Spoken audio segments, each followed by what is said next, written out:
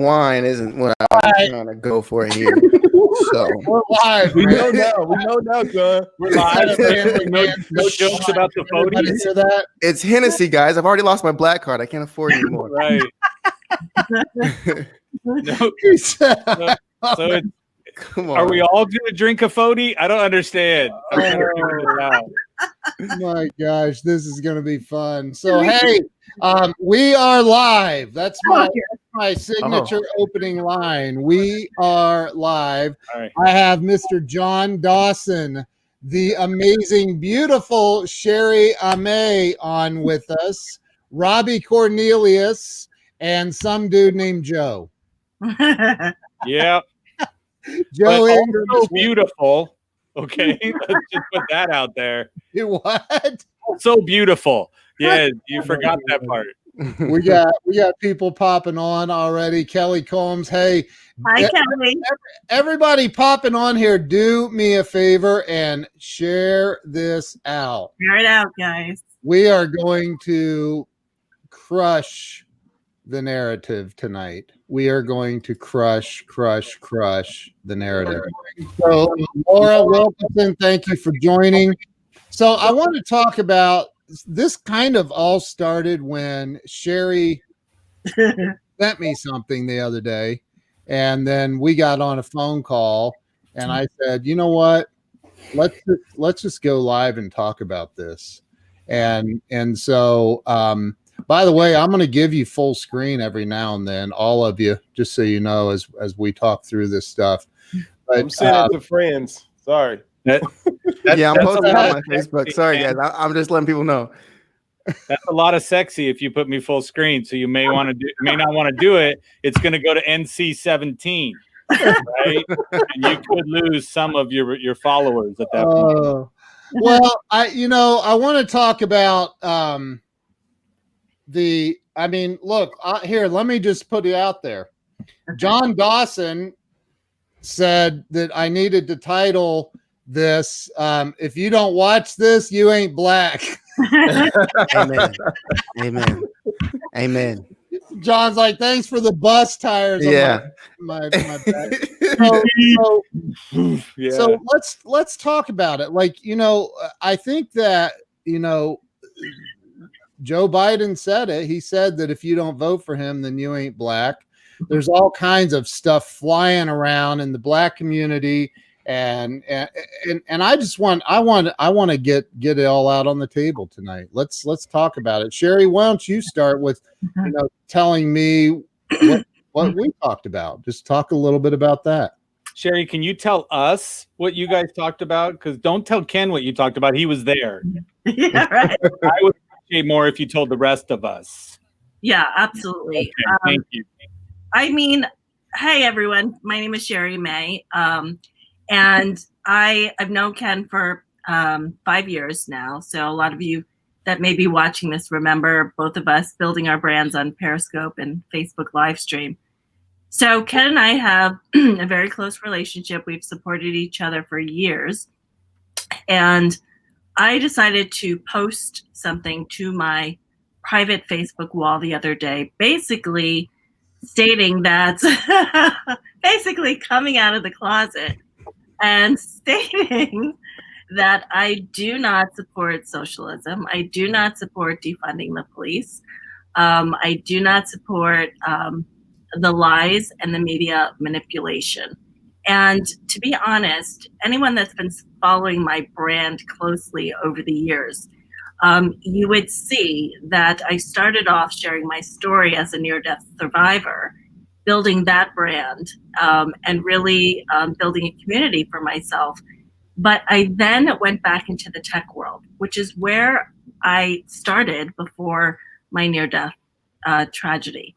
And so while I was in the tech space, I was exploring blockchain, cryptocurrency, cybersecurity, and I fell into, after a few years doing that, and being director of communications and advising many different startups, I fell into working for a company that discussed data ethics.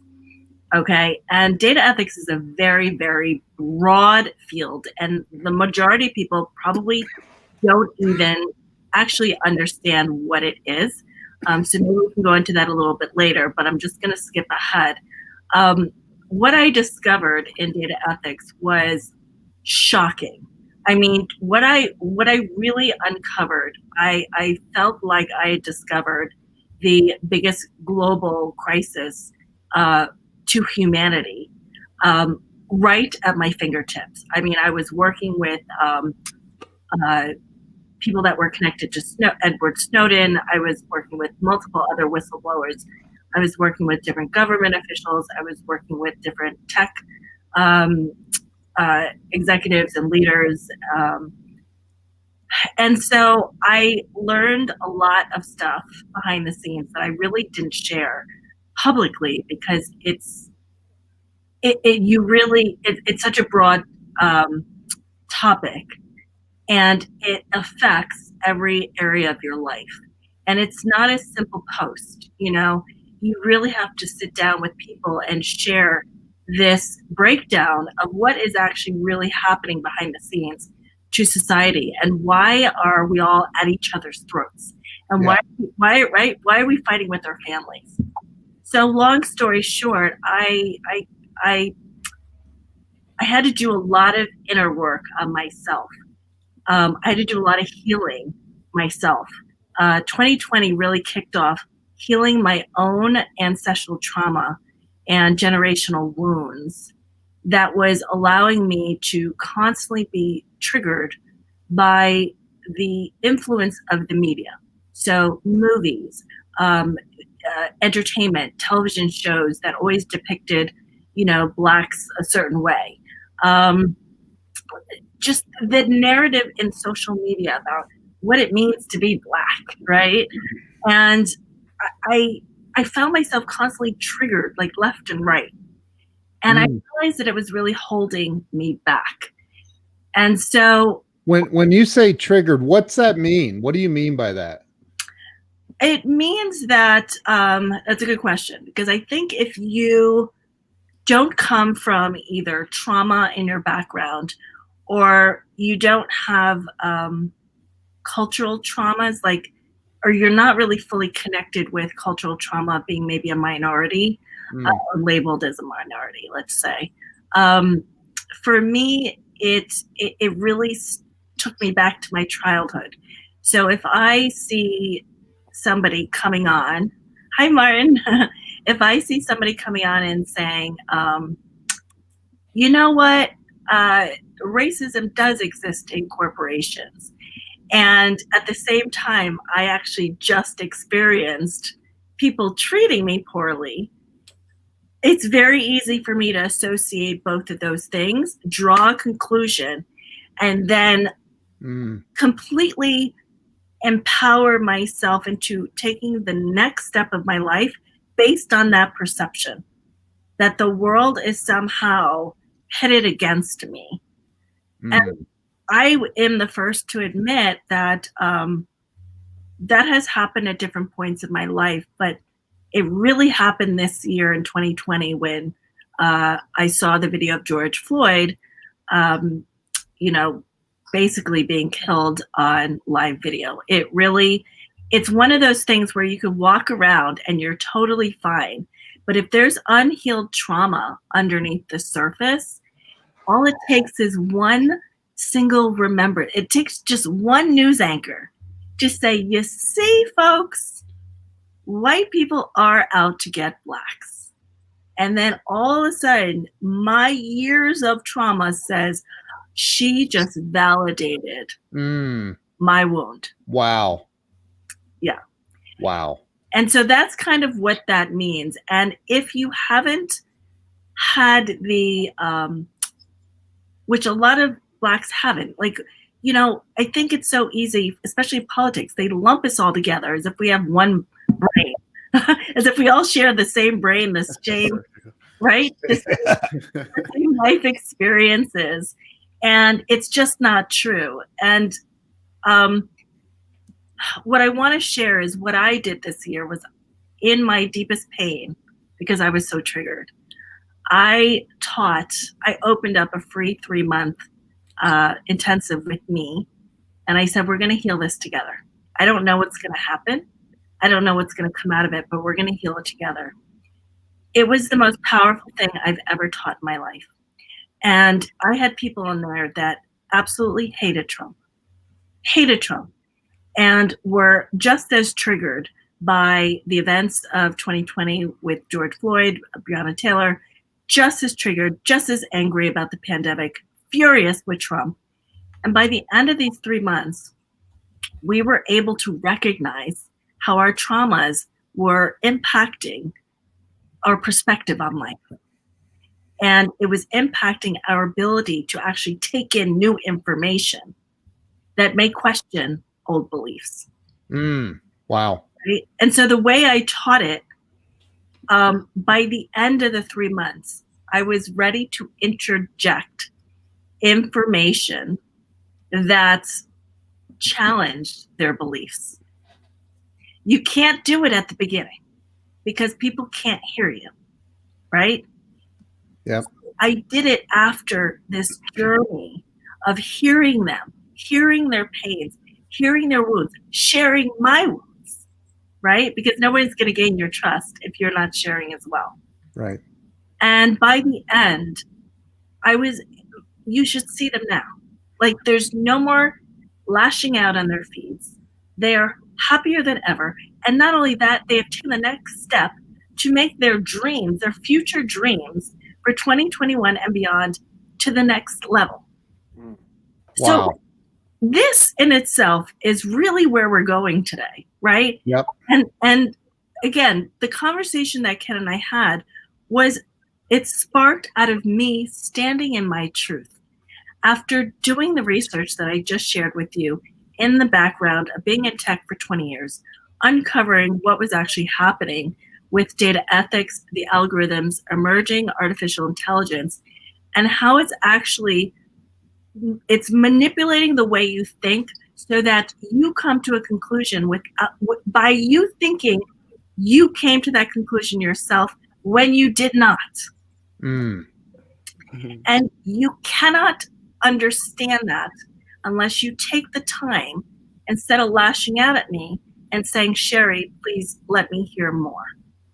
And then I can explain it to you. And what happened was I called Ken because people from high school that hadn't talked to me for 25 years were absolutely freaking out because I said nothing about a political candidate, but because I said I don't support socialism, I don't support defunding the police, the amount of projection I got was mind blowing. If I can jump in, because the post, you had some massive hate flowing on there. Yeah.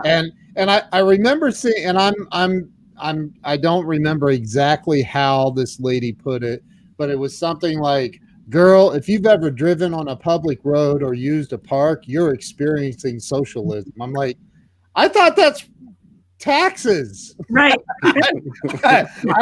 That's socialism? Like that I pay taxes so we can have roads to drive on and parks for my kids to play in.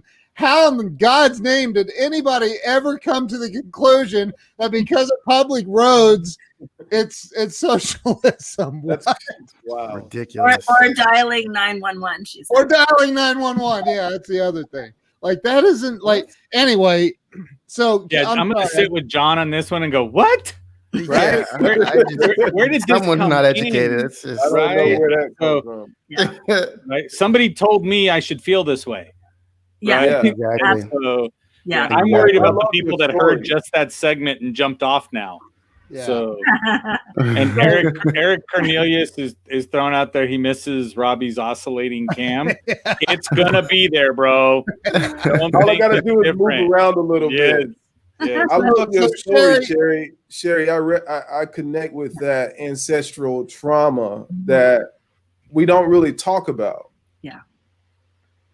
And that's a powerful statement because Ken knows I went through something similar, going through the process of forgiving my father in my past. So in the midst of forgiving my father and my past and working through those emotions, I was also able to deal with my ancestral traumas as well.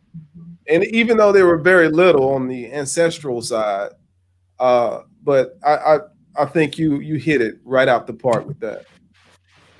Right. I agree. And so again, as the white guy, I can't talk about it. It's just the way it goes. So I'll keep it real today, right? So again, we all have jacked up family. We all have stuff that has happened to our family, and we have passed it down from child to child to child and put our grief and our drama onto the children. Okay. Yeah.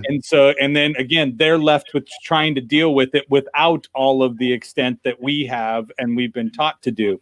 But like I run a class with Dr. Bill Janishak, and we do a class called Unpacking, where we actually go in and we teach you how to let go of that. And it's so important. Like I had said earlier when Cherie was saying that, I was like, unpacking it right away, unhooking that trailer. Martin, it's a lie. It's one of the filters on this, right? Because I'll tell you straight up, it ain't real. But when you look at this, right, and I am a clown, I'm gonna make it. We're gonna laugh today because there's a lot of stuff that's gonna be painful. We're gonna go through some stuff, and we're gonna say stuff that it goes through. Yeah. But as my brother says too, right? Speaking of jacked up family. What's up? Yeah, but we went through, and again, everybody's going to say you can't have a jacked up family because I don't get to talk on this level, right? Because of the narrative that we've been pushed, and you guys have to hate me, and I have to hate everybody else on the show, and what have you. But I'm going to tell you right now, we have the ability to let go of the crap, but only when you're ready to no longer define yourself by the crap. Well, yeah.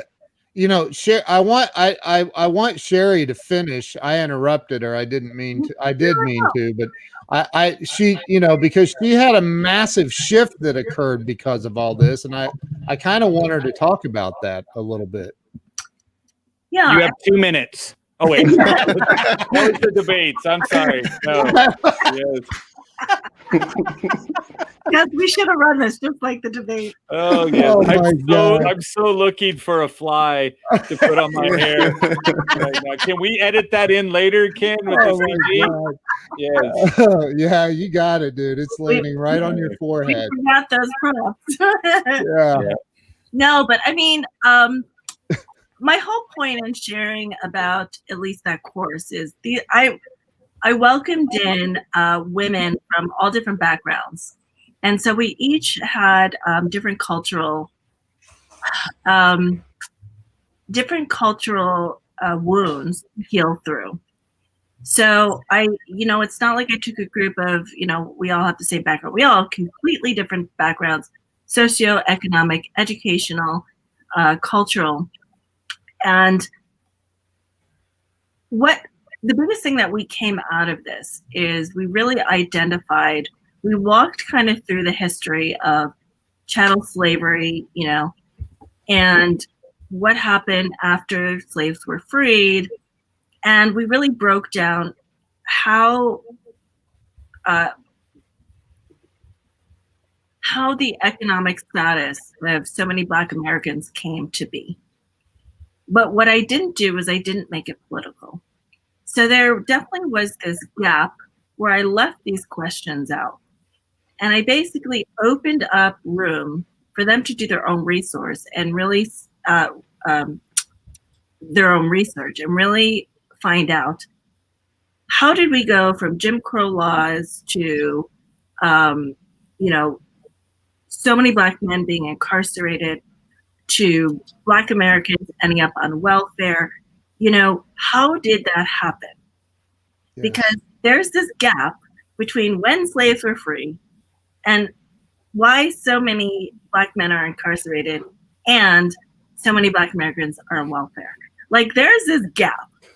And I think people are so afraid to go there, to actually find out, like, what party really got us stuck there. You know what I mean? Yeah, that's true. Oh, she's going there. It's true.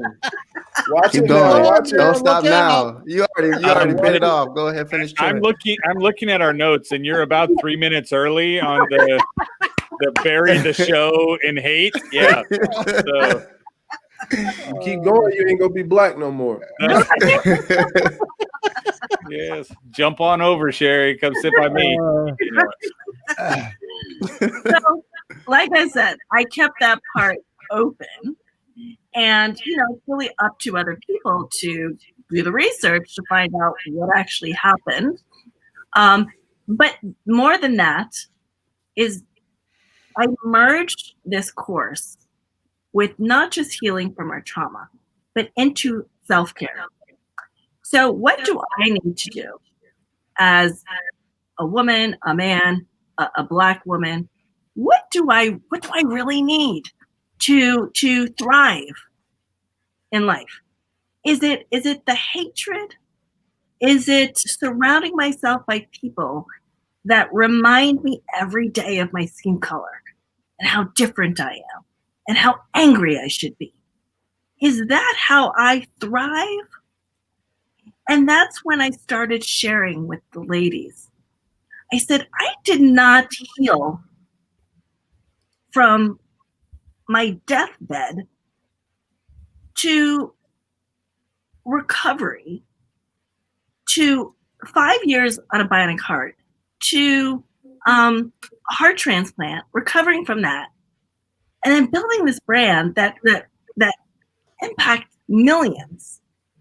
I didn't do that by surrounding myself by people who were constantly in victimhood. True. Do you know what I'm saying? And so John's like, yeah. I'm just listening. I agree with you 100%.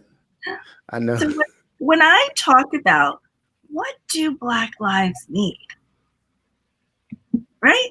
That's a simple question. What do we need actually to thrive, to take care of ourselves, to rise out of poverty, to get out of the jails, to get our family structures back together? What do Black families need? That was the core question that I had everybody keep in mind at the end of the day. And my biggest breakthrough was really understanding that they need exactly what I needed to get myself out of the worst tragedy that I had ever experienced in my entire life. It's nothing more difficult than that. It's not more complicated than that.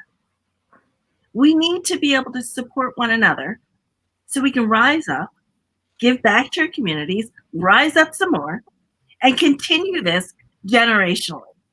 And continue to get out there and do the same experiment I did with these ladies and actually go out into the Black communities, do this work, get them to the same place of recognizing that victimhood is not what gets you out of really dark times. Amen. Wow. Yeah. True. Amen. Right? And that was my awakening. And so when people think that my post was out of left field or, hold up, she's a Trump supporter now.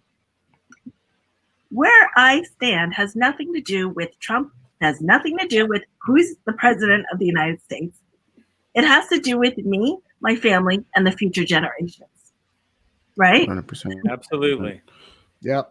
If we can each do our part and keep that in mind, because your hatred on social media, you're thinking that you are supporting someone with dark skin like me with your perpetual reinforcement of how different I am from everybody else only makes me at night feel bad about myself. That's all it's doing. You are not an ally if I go to bed at night and I feel bad about myself.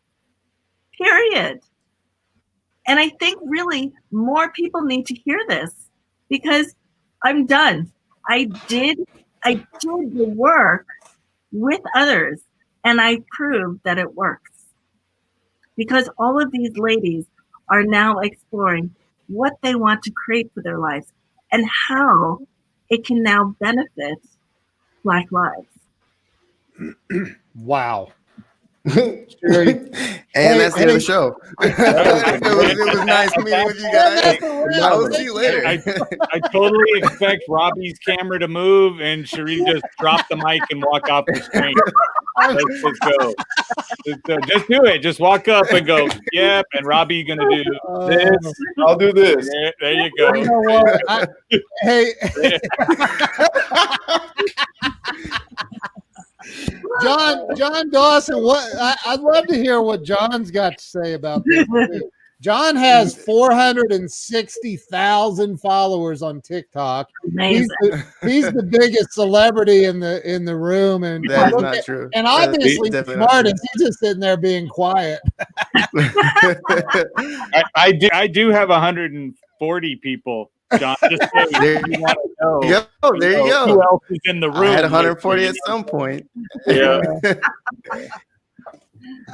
Man, my point of view, I was kind of taking mental notes as you went through that, but I mean, that's what I've been preaching for months now. That's what I've been living for years. Playing football, you get to join people in all walks of life, all different races, with very high risk opportunity, where you're fighting to be better than the person next to you, regardless of race.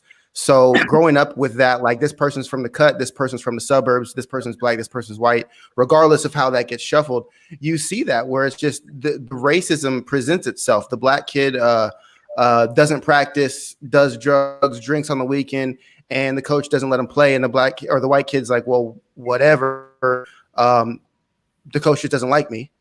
And the black kid does the exact same thing, and it's the coach is racist. So you take the same exact situations, like, no, you both don't pay attention, you both don't show up on time, you both don't perform. It's not one's racist, one's disliked. It's you both just aren't performing the way you should be. So you can see how it's ingrained in the black community that if a negative thing happens to you, it's race, you know, and that's what a lot of these political agendas are trying to push on us, is that no, you don't understand. Like, you are oppressed. Like you had said, you talked to all the people that you were encouraging to just look at what's happening in the world and understand that the narrative that's supposedly helping you is exactly what's trapping you and telling you that everyone that disagrees with you is racist, rather than people disagree with people. So I think it's. I've said that many times. I've preached it many times. You look at the people that have helped the black community over the years, have been the people preaching racism. And I made a video about it yesterday, talking about how everybody claims that Trump's the racist and he's talking about racism and he's trying to divide.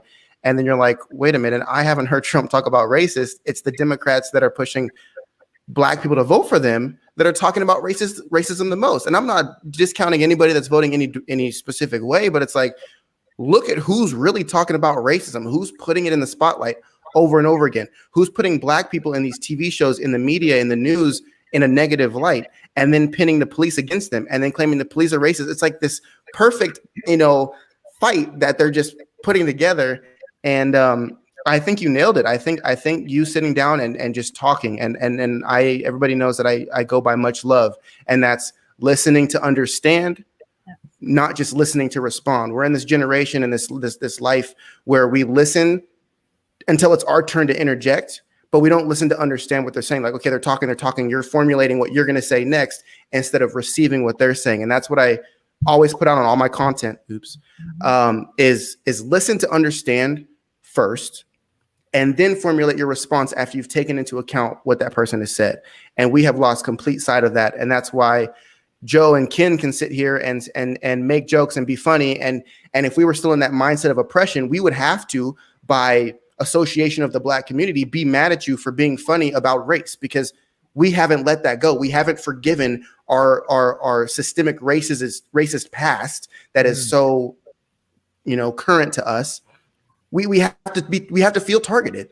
So I think that's my biggest thing, is just we need to let go of being this victimhood mentality, this everything's a target us, everything's, racist, and realize that opportunity is created and you take advantage of what you take advantage of, regardless of your color, regardless of your race, regardless of your upbringing, to be honest.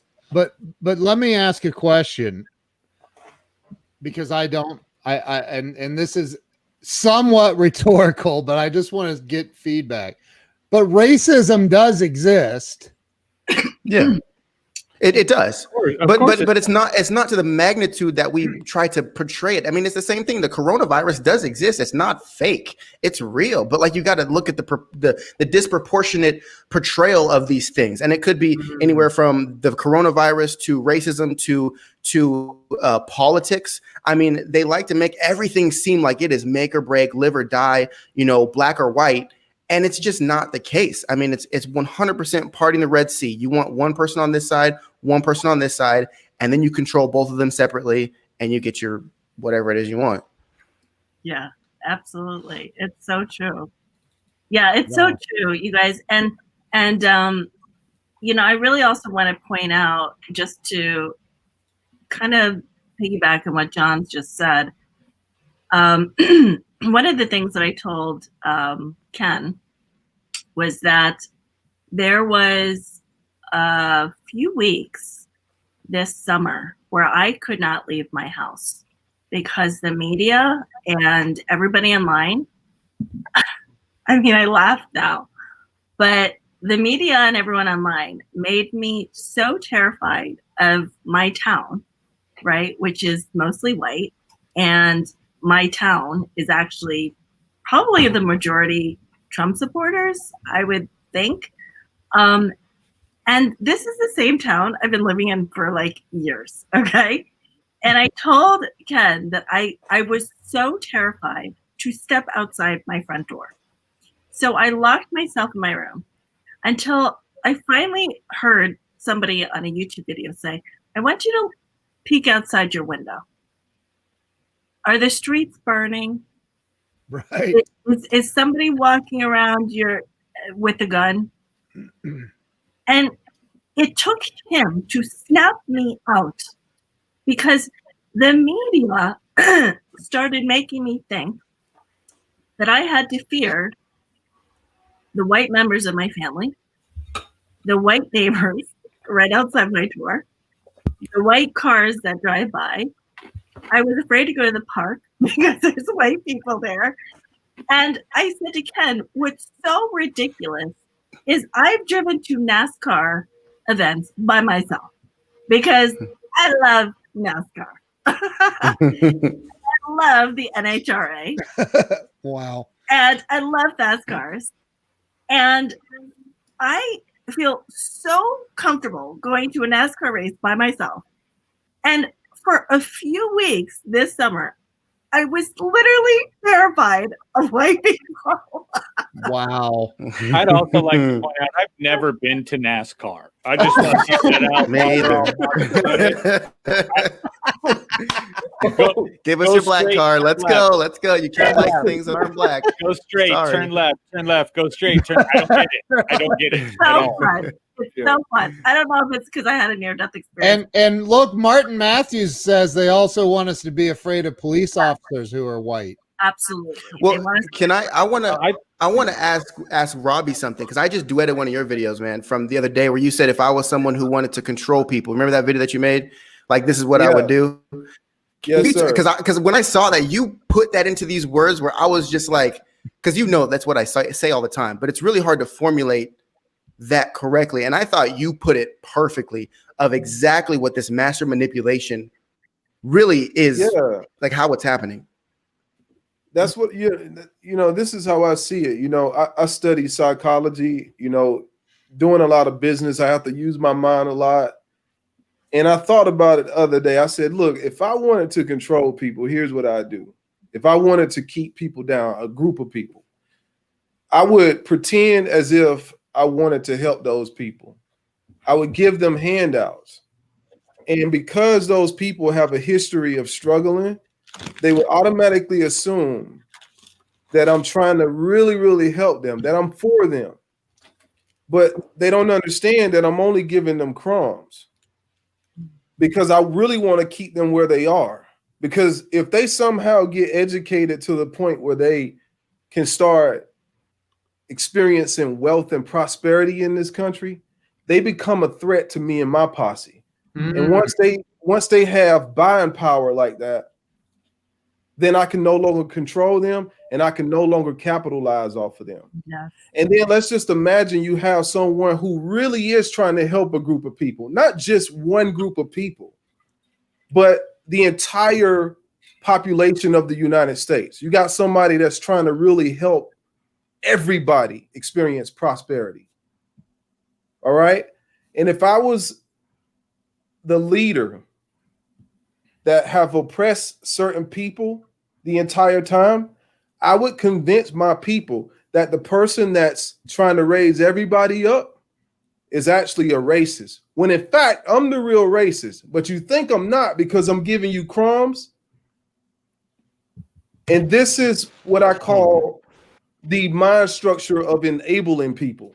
Yeah. You have people who won't get jobs or make more money because they're afraid of losing that little bit of money that the government is giving them. Yes. You I got need a people mic who- to drop. I need a mic to drop. You got people who are like, I've literally anybody who knows me will tell you that I love talking to people about how to make money, particularly on the internet. I have shared time after time and time again, I've shared so many ways that people can capitalize. And you know what I hear a lot of times? Well, how much money I'm gonna make? Because if I make too much money, they're gonna stop my check from coming. Mm. Yes. I'm I've giving heard that you a enough. thousand I'm times. giving you enough. I'm giving you What? enough game. I'm giving you enough game right now that can cause you to make so much money that you can just give other people checks if you want to. And you worried Yeah. about losing the government's checks because you think that's a guarantee. That's what I Because it's call easy. it's easy. And so when I speak like that, people can't hear it. It sounds like I'm down talking them. But what I'm Yeah. saying is I come from the slums. And I feel like I'm not about to bite my tongue because I come from it. I'm not on the outside looking in, judging it. I was in it. I know how it goes. I know how some people strategize their life off of trying to get something free from the government. That's an end game for a lot of people. And I'm not saying everybody is, but you have a system that supports that type of mindset. So much so that that system will say, you know what? If you don't get married, I'll give you X amount of dollars a month. Facts. If you have a couple more kids, I'll give you a little bit more money a month. But if I come over here and I catch a man here, I'm going to cut that check off. And so when I started looking at it, Wow. I said, hold up, something's not right. Because a system so clever as that will cause people to believe that this system is actually for them, right? Yeah. Because it's why I don't take care of people in my family. Nobody. I try to teach everybody to make money because I don't want to enable you. If something happens to Robbie, what are you going to do now? Right. What are you going to do? Yeah. So people have this mindset that, oh, if you don't just give me something, you don't care about me. And so this is what I feel like our president doing. He's not pandering just to a group of people anymore. Like, we come from a party of people who have been pandered to forever, right? And now we have somebody in office, I believe, that's trying to wake us up. Get up off the couch. Let's go. I understand if you're disabled, but if you're not really disabled and you're just sitting there collecting a check, it's time to go. If you can't move your body, move your mind, because we live in a world right now where you can use your mind to make as much money as you want to make and pull yourself out of anything. I'm a ninth grade high school dropout. And this is what I tell people. I did that strategically just to make my path a little bit harder so I can still succeed and look back and say, look, you ain't got no excuse. I did that strategically. That's right. And so I'm like, look, I want no advantage. I want no advantage. No, I don't want any advantage. I'm gonna make it real hard on myself. And when this and so that's what I'm saying. And so when I've been called every name under the book, the last couple of months, I came out, I started supporting our president. I never really was patriotic before. I appreciated this country, but I never was really patriotic. I got to give a shout out to John, because when I got on TikTok, I saw John's video. I'm strolling on TikTok one day and I see John and he's just going. And I'm like, I said, hold up, I got to go back. What is this? Did he just say what I think he said? I sent him a message immediately. I'm like, look, you got to be friends, like right now. so when I saw at the him, time, Robbie had the same hairdo. I had the same hairdo. He had to change it from the As John John. Dawson look. 'Cause had John to cut it off. So that's what I'm saying. Like we don't need. And when I say we, I'm just talking about Americans right now. Americans, like I'm just tired of talking about the black thing or the white thing. Like we're Americans. That's right. Americans, we don't need no big government giving us nothing, because when they give us something, what are we losing in return for that? Right now, you got people shutting down their businesses, wearing masks. What are you losing in replace of the sense of false security? What are you losing? Just think about what are we losing? And now it's so strategic. Excuse me if I'm talking too much, but now it's so strategic that they criticized the man saying that he didn't do a good job with COVID.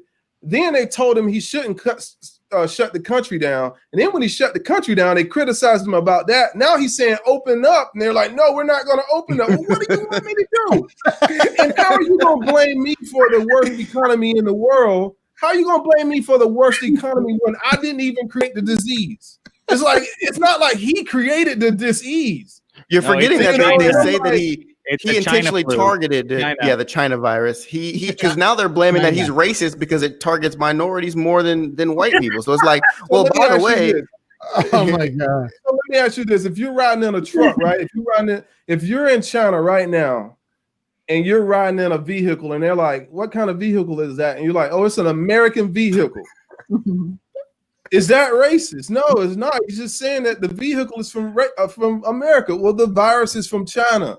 Like we didn't do it, you know. And so I was really, really nervous about coming out. But when I saw John, I was like, "Look, John's on it." I told you though, the hate's real though. I was doing it, but the people resent you. I mean, it's insane. And I one of my first videos was just calling BLM out of just like, look, guys, look around. Like, and I would actually, and I don't want to put Ken or Joe on the spot here, but I've made many videos being like, what racism has been fixed? Like, I feel like I wasn't born in the 60s, right? So I don't know what it was like then, but I know that it's the worst it's ever been since I've been alive. I've been alive for 28 years, and racism today in 2020 is worse than it's ever been. I was like, I would rather go back to 2019 where race to me was invisible. I was doing my business. I was walking around. Now you notice race. You notice a person looking at you because they don't know what side of the spectrum you're on. You notice a cop looking at you because they don't know the side of the spectrum you're on. So Ken, Joe, like, do you feel that same? Because I know as me, and I think I've talked to Robbie about this, and he kind of feels the same. Where it's we walk around feeling different because it's like, I got to give an extra smile to this white person because I don't know if they think I'm about to jump them, punch them in the face, and say bow to me, or I'm gonna, give them a high five and say Trump 2020. Like no one knows where people are now, and especially if you're black, they're like, it's like walking around with these landmines. Can't say we're Trump either. Most of us can't. No one say, can. Hey, No one Trump, can. right? No. Yeah, you cannot say you're with Trump at all. I will tell you that I sat down and I was sitting the other day and it hit me. I said, we have turned the country into Bloods and Crips. Yep. Yeah. Right? I'm going to come after you for the color you represent, red and blue.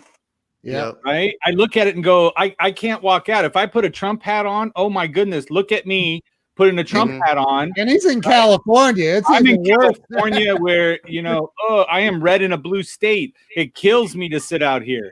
But it's when I look at it, I say, again, when it comes down, am I allowed to have a say in the conversation? Typically, no. The answer isn't there. I don't stay quiet, but it is me to sit back. We're just a bunch of outcasts. Right. If you Black Lives Matter, but if you vote for Trump, it doesn't matter. Right. When I look at this screen and I look at all of us on here, this is what scares the hell out of people. Oh, it is. Oh, yeah. Right? Absolutely. You look at this and go, wow, we're having an intelligent discussion. Yep. Right. And not one of us is attacking the other one. And Joe's in the corner making jokes about everything like it ain't real. But again, it's real and it's out there. But again, you let the steam off every once in a while that comes up. But I will tell you, I had my dry cleaner drops off because he lives by me. So he'll drop off my dry cleaning. Older gentleman from India. And he walked up to me and we were talking. He goes, "Do you have a problem with this?" And I was like, I look up, I'm like, "My American flag?" Because we were standing underneath the American flag. And I was like, do I have a problem with my own flag? He goes, no, your neighbors have a problem with your flag. That's And I was like, unbelievable. and I said, do my neighbors here in America have a problem with me waving an American flag? And he goes, "Well, that means Trump. You know that." Yeah. And I said, understand, being proud of where you live and where you're from is celebrated every place else. Yeah. Yeah. Right? Yep. Every place Even else. after people Even when leave. you come to America. You come Yeah. to America and you still tell Yeah. us how great it was where you were. Right? And I'm like, but I'm not allowed to Yep. say, "Hey, I love this." I told him, you know what? I go one step further. I said, on the side of my house right here, I have the blue line flag that's hanging there that says I support law enforcement too. I'm not about hating. I'm not about going after somebody. But his answer was, "Well, I understand that, but aren't you afraid of your property being damaged?" And I'm like, Yes. wow, are we so in a point where I have to go vandalize your house because you put an American flag outside? I think That scares me to death, That- people. when That's I- the exact reason I actually don't have that in front of my house. To be honest, I never That's- thought I I would don't do either. that, but That's I- same I- here. Well, I don't. got an American flag. I have the American yeah. flag. See, I would do an American flag, but I won't put Trump signs. I won't put a Trump Nope. flag. I live on top just of a because freaking mountain. It won't do like it. that. The fact that it's even a thought. He's like, I can see him coming. I can see everybody coming. You know, I I still think, won't do it. I'm like, my mailman might not like. right. Yeah, mail's Then gonna we start gotta going think- missing. Right. I think you know. I remember when I start recently when I started seeing all the Black Lives Matter and then the freaking riots, and I was like, man, I mean, look, Black Lives Matter, and I mean they do, but why don't all lives matter? Like I don't understand where the disconnect is. We're all Well, human because beings.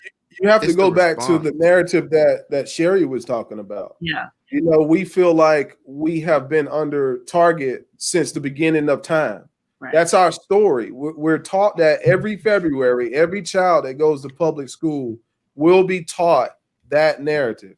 Yeah. And we walk out. I remember the day I first heard that.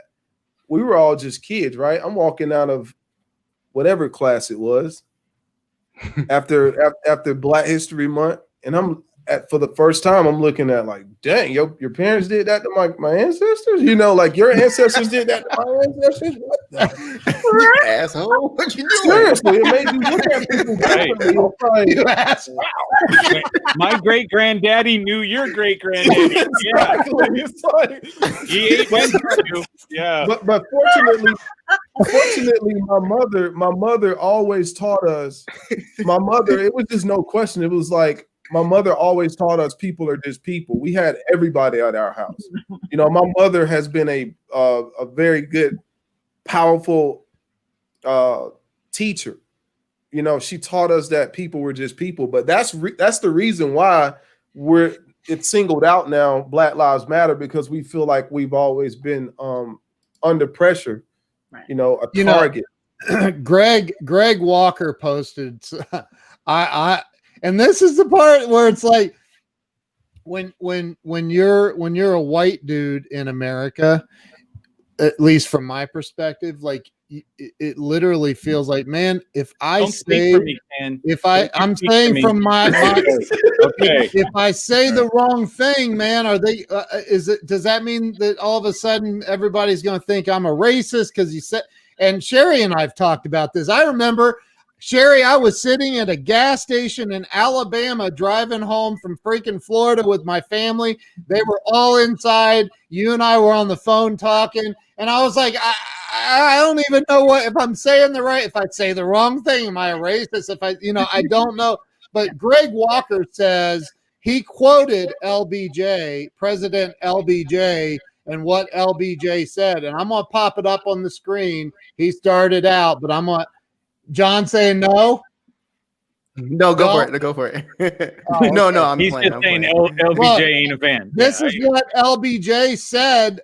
A Democratic president said this right here, right there, and he said, "I'll have them voting for the Democratic for the next 200 years." So that was the exact time that single parented homes skyrocketed. Like I think it was 68, because basically they said, look, we're going to give you freedom, we're going to give you the ability to vote, but the Democrats are going to give you handouts. They didn't phrase it that way, but we're going to basically take care of you. I mean, it's the same gang mentality. It's like, hey, you know, we're gonna give you X, Y, and Z, but in order for you to keep receiving that, you got to do this, this, and this. You got to vote for us. And as soon as you stop voting for us, guess what? We remove that because the Republicans aren't going to give that to you.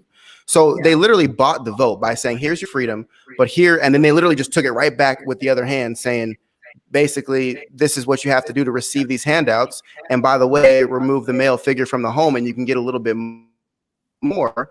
And then it basically builds a generation and a path of not being able to be self-sustainable.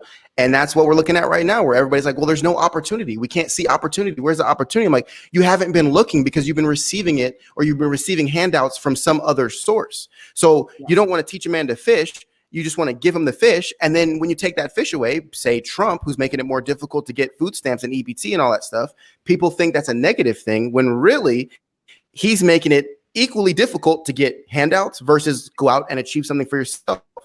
But I mean, if I can go get $600 by just applying and sending some papers in online, but it's going to take me 3 months to apply and make a resume and get jobs, what choice am I going to make? So it just makes no sense. It's completely enabling. And from 68 on, you see the Black community tank or skyrocket with single family homes and tank with dual parent homes. And that's been the demise of the Black community since then, which is interesting because that's when the Civil Rights Act has been making so many strides, which doesn't add up. But it's one of those things where it's chains in a different form. They take them off one leg and they put them on a different one. Daggone, man. That is one hell of a way to put it. And that he can't drop the mic because it's attached. You can see it right there. Sherry, what? yeah, I mean, and that's what irritates me so much when people are so shocked that you can be Black and no longer vote Democrat. It makes no sense. Like if you actually took a few minutes of time to, excuse me, research politics and how we got into the position we are in today, it would make sense. So the bullying is really, it shows me that you actually haven't done any research. Do people call you ignorant and like uneducated? I get that all the time, every day. And I'm like, so I'm being a Trump supporter because it's fun. Right. I'm getting a big upside from this. Yeah, this is real fun for me, guys. Right. I get called a coon at least twice a day. Wow. Oh my God! What is even that? What is that?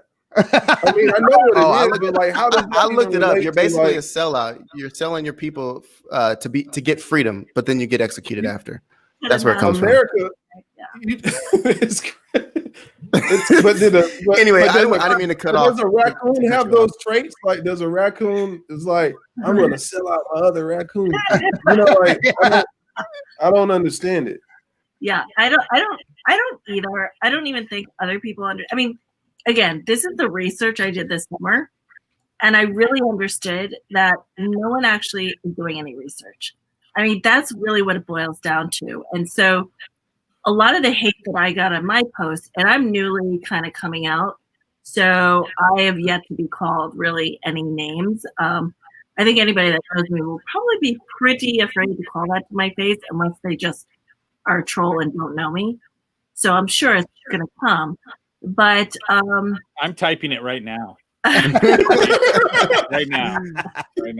Yeah. I mean, I am so 100% aligned in my truth and my stance right now. I mean, I've never felt happier. I don't know how to explain this, but I feel like this has been a missing piece my whole life. That is amazing. I agree. Do you know what I I'm saying? agree. It's been the missing It's so piece. true.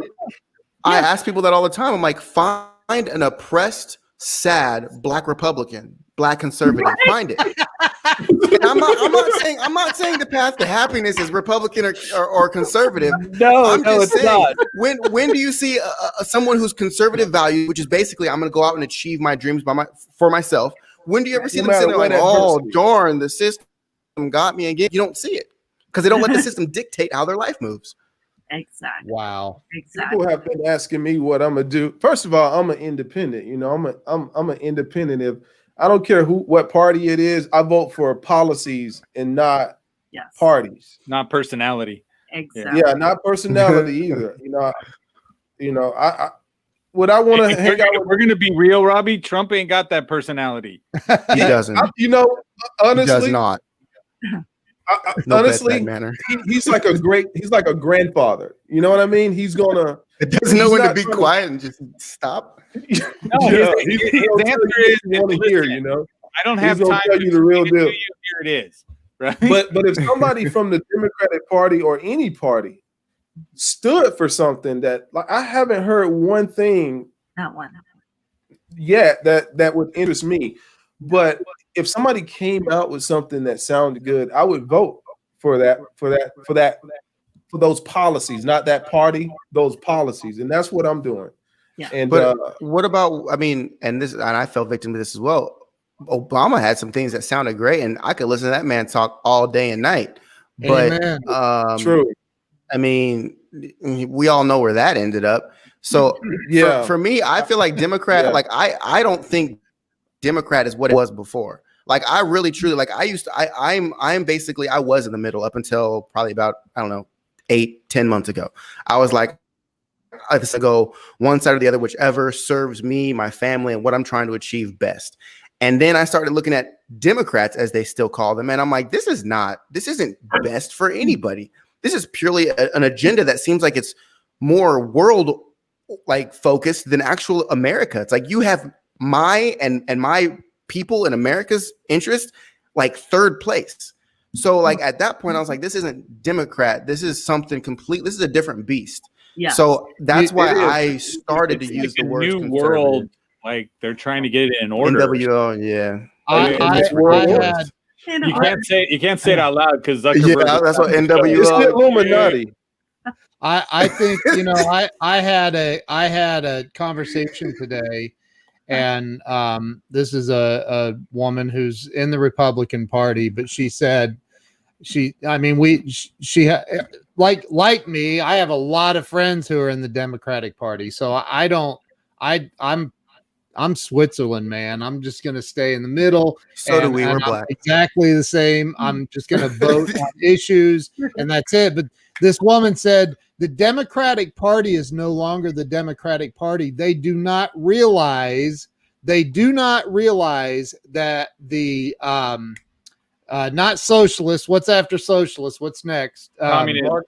The Communist Party has snuck in and taken over the Democratic Party, and they don't even realize it's happened. Mm-hmm. Yes. Well, think about this. If you don't have anything, communism sounds great, right? But if you have something going for yourself, even if you don't have nothing, but you really believe in your ability to create something for yourself, communism sounds like a horrible idea. Yeah. And so I think, in 2008, I voted for Obama in 2008. My mindset was different at that time. And, I valued different things at that time. But once I started to really work on myself and believe in myself and say, you know what, no matter what, like I can get this. Like if he can do it, I can do it. Right. It's hard to subscribe to a tribal mentality when you're thinking like that. Yeah. Because it empowers you. And but yeah, I totally agree with you guys. I'm just happy to be in a room filled with people who are excited about America instead of complaining. Yes. Yeah. And I think it's the same thing of go ahead, Joe. No, brother, go on. I was just gonna say I have a lot of conversations, and anybody that follows me on TikTok sees that of like opposing sides, and I'm talking about, I made a video, someone saying, if you vote for Trump, you're racist. I've had people say, anybody who votes for Trump, is a pedophile all these different things. And before I attack them, I just, I have the same mindset, much love. Like, why do you think that? Let me explain to you how I think, and I would love to hear how you think.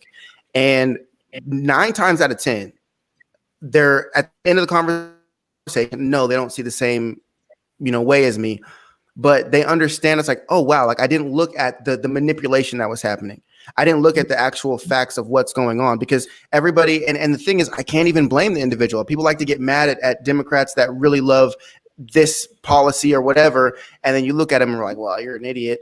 But you don't realize the consumption of this mainstream media and this mainstream social media of what things are. And it's not someone's day job to dig into it. They're trusting these sources to tell them the truth.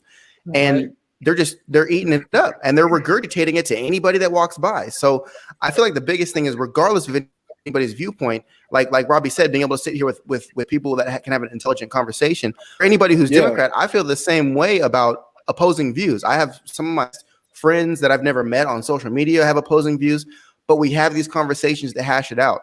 And that's the Democratic Party. That's the party that's willing to, hey, let's find out what's best. I don't agree with you on this. I don't agree with you on that, but we're both fighting for what's best for us. Whereas this communist, far leftist, AOC ran, just ridiculous university brainwashed children mindset is like, no, I don't want to hear it. I don't want to hear it. Blah, blah, blah, blah, blah, blah. And you're just like, oh my gosh, like, you want to run my country? I don't think so. Right. And that's the thing. It's like, I totally get that. And, I say it all the time, like, wow, thank God my eyes opened up and I did the work. I did 2 things. I did the research, right? I did the research long enough, but most importantly, on top of the research, I healed the inner trauma that was feeding off of the media lies. So those were 2 powerful things. And it didn't take me that long this year, but I think just those 2 things are enough to get you thinking straight and clearly again, and really understanding what is that party saying, and why are the leaders of BLM, why are they so into Marxism? Can you tell me more about Marxism? Let me read the Marxist manifesto. Let me see what it says first, before I just jump into saying, no, Biden's not socialism. I don't know where you got that from. That's just Trump's, media, or the GOP's media talking points.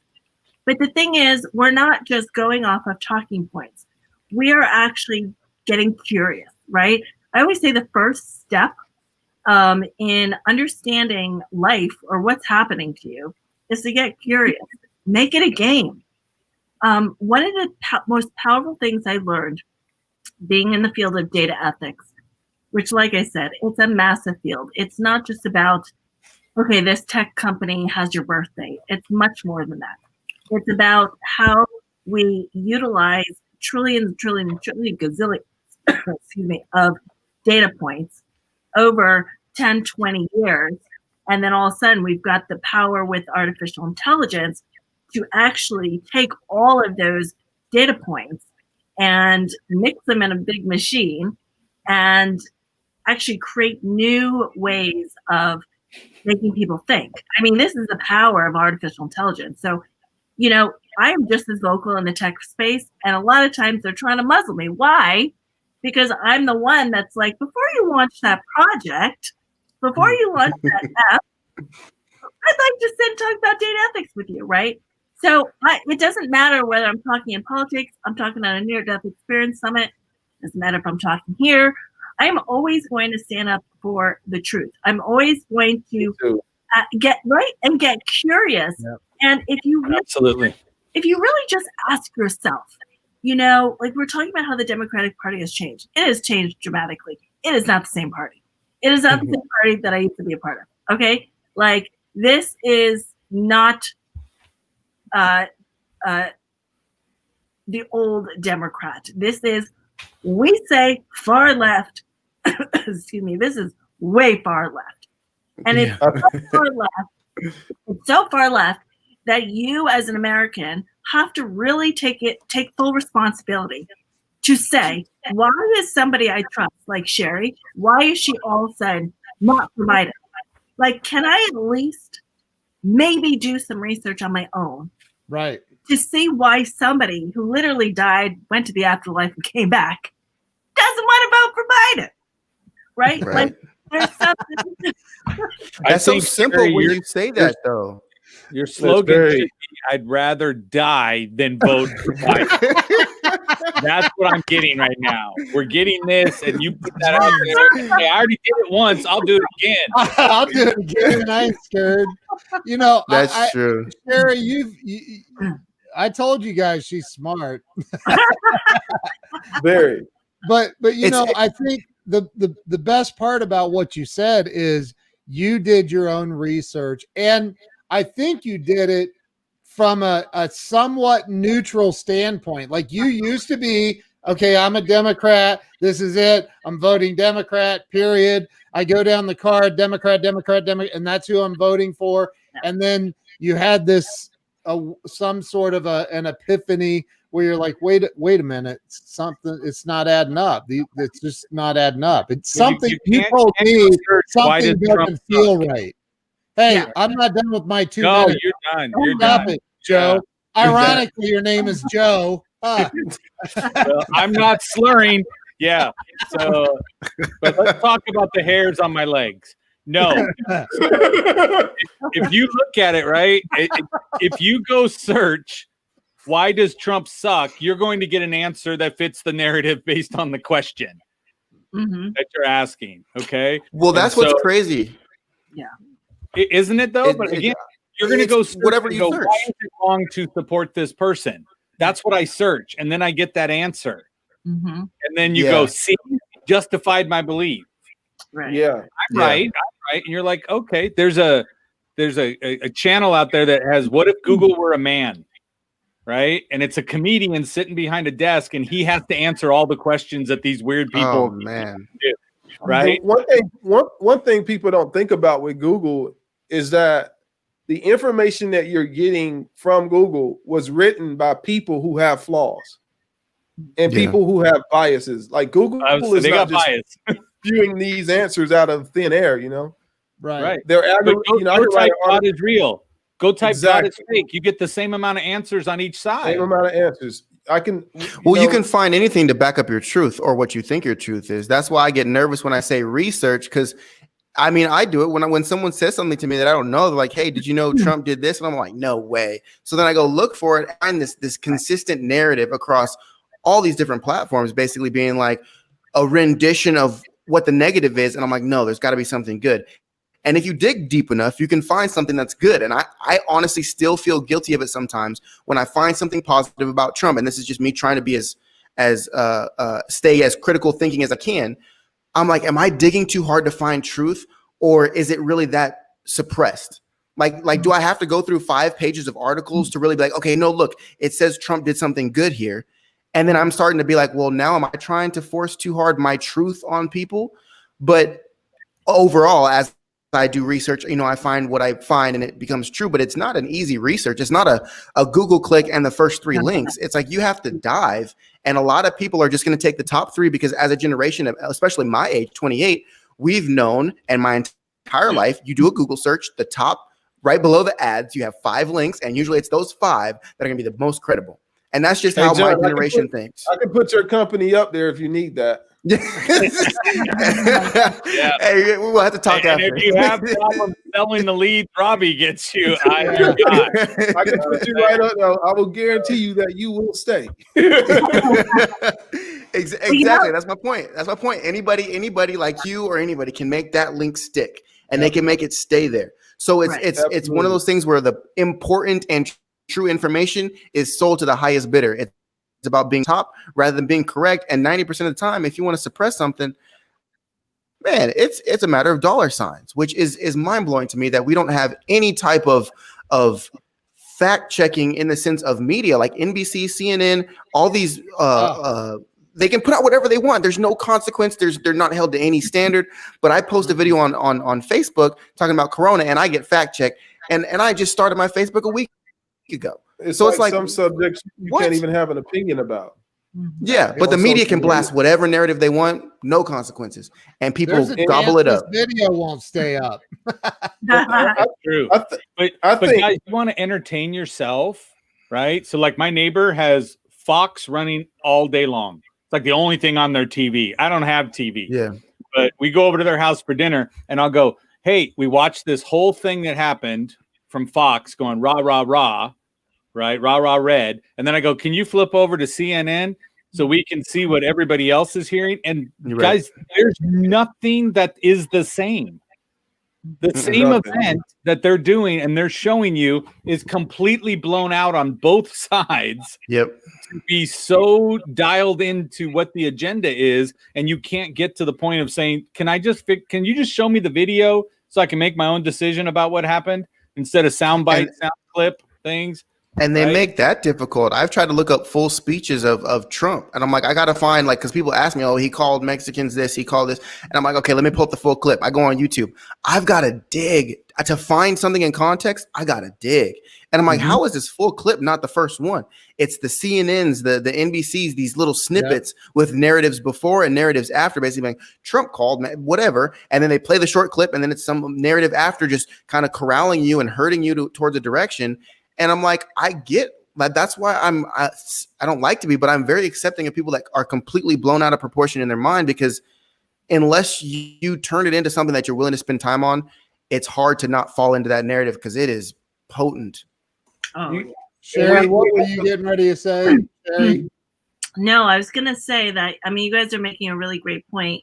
You're reminding me that I think one of the things that would be helpful is actually sharing with people how we research, because you pointed out something really important where in my post, that kind of triggered some people. I said, I've done years of research, and in listening to you guys, I'm realizing they think I mean just typing in Google. Right. Yeah. So I want to point something out that I shared with the women in that group that I explained, that I walked them through.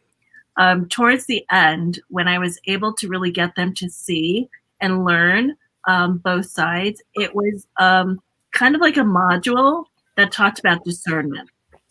And first, I kind of explained that discernment is this ability to exercise critical thinking and even challenge your own beliefs. So I learned how to really harness that a lot better in my life once I was in data ethics, because data ethics is that field that you must remain neutral, because it can be so emotional with what you find and what you uncover, that if you get caught up left and right in the emotions of what you uncover, you'll never be able to report accurately. So I thankfully I worked with somebody who was amazing at it, and he really taught me how to remain neutral, unbiased, because that's what the company, the organization stood for, is that we were going to deliver unbiased, independent thinking on data ethics and freedom of speech, right? Data ethics, privacy rights, and freedom of speech, all very complex topics that I think, most people are just starting to understand what it means. Like, okay, like that data is private. Like they're kind of starting to understand what that means, but it goes so much deeper, right? And so in the field of data ethics, you have to remain neutral. I had to train my brain that no matter what I came across, I had to always explore both sides. Okay, so this took about 4 months to get to the level where I was very comfortable understanding, number one, what data ethics really meant and how it impacts society on a cultural level, socioeconomic, sociological level, psychological level, cultural level, all of those things, all those ideologies or whatever you want to call it. That's how powerful data is. Okay, it affects us on all different ways. And today we've broken down how it affects us psychologically. We've broken down how it's affecting us culturally. Like, so you're starting to see the field of data ethics is actually the uncovering of our entire conversation this evening. So when people kind of hear that term and they get afraid of it, or they think it's just about data breaches, it's more than that.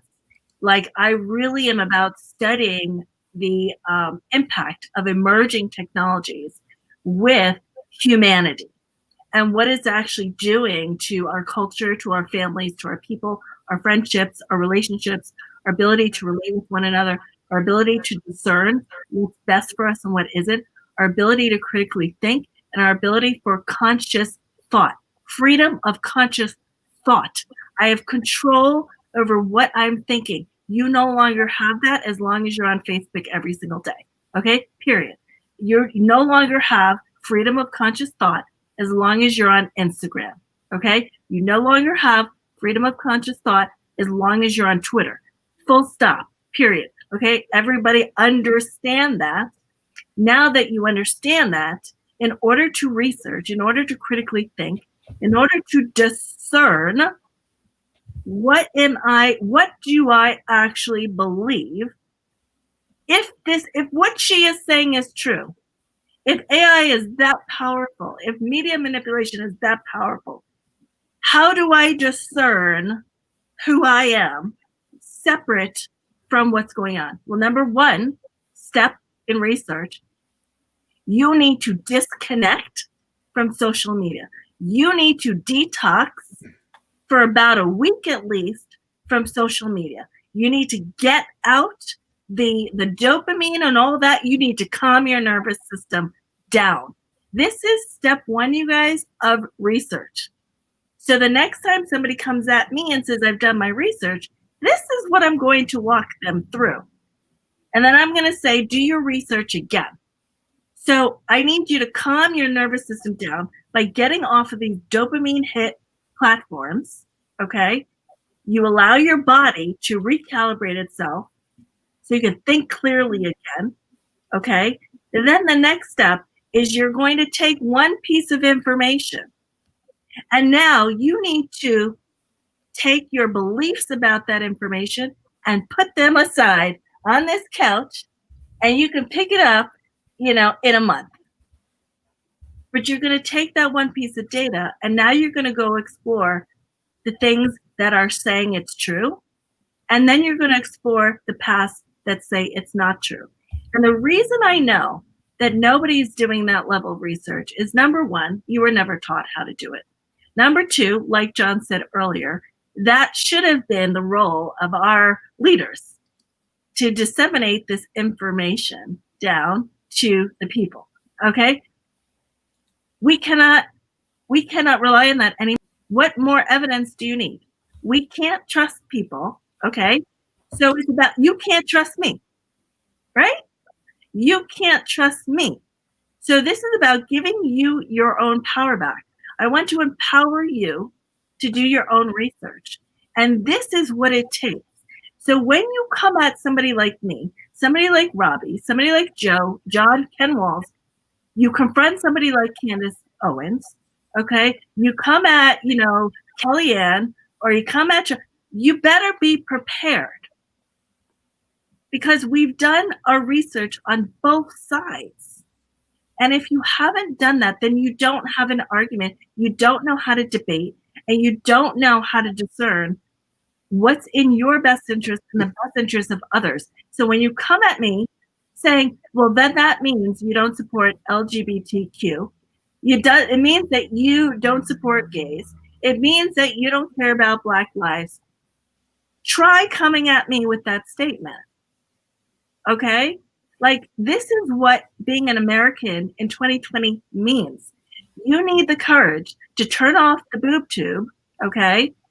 That's what my dad used to call it. That is old school. That is old school. Did you say boob tube? Boop tube? Okay. Boop, boop. So Anybody under 25 is gonna be like, what in the world? is wrong with this? No idea what that is. It's just escalated quickly. And what I'm afraid of is when they go search Google Images, what are they going to find? Oh, I don't know. Do a my demo God. test. Yeah, you're I right. do want to say congratulations to John Dawson to be the only person in the United States that went to page 5 of Google. Okay? Ain't nobody doing that. I am.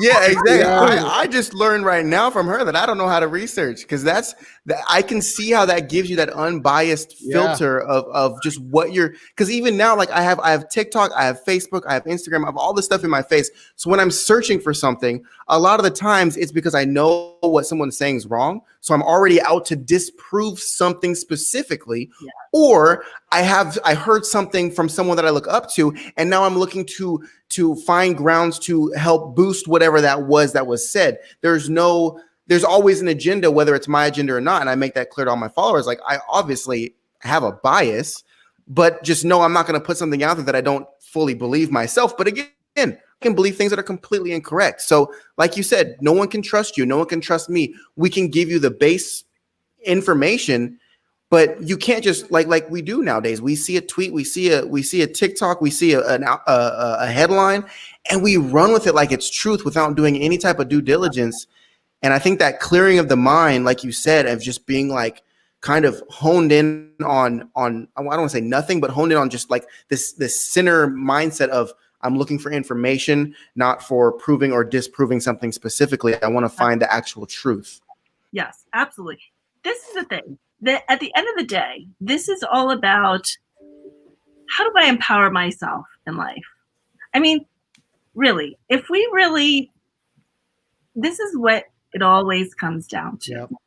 Okay? Yeah. And every single one of us has the same desire to live a good life, have peace in our hearts, and we want the best for our families, right? Like that's just what we want.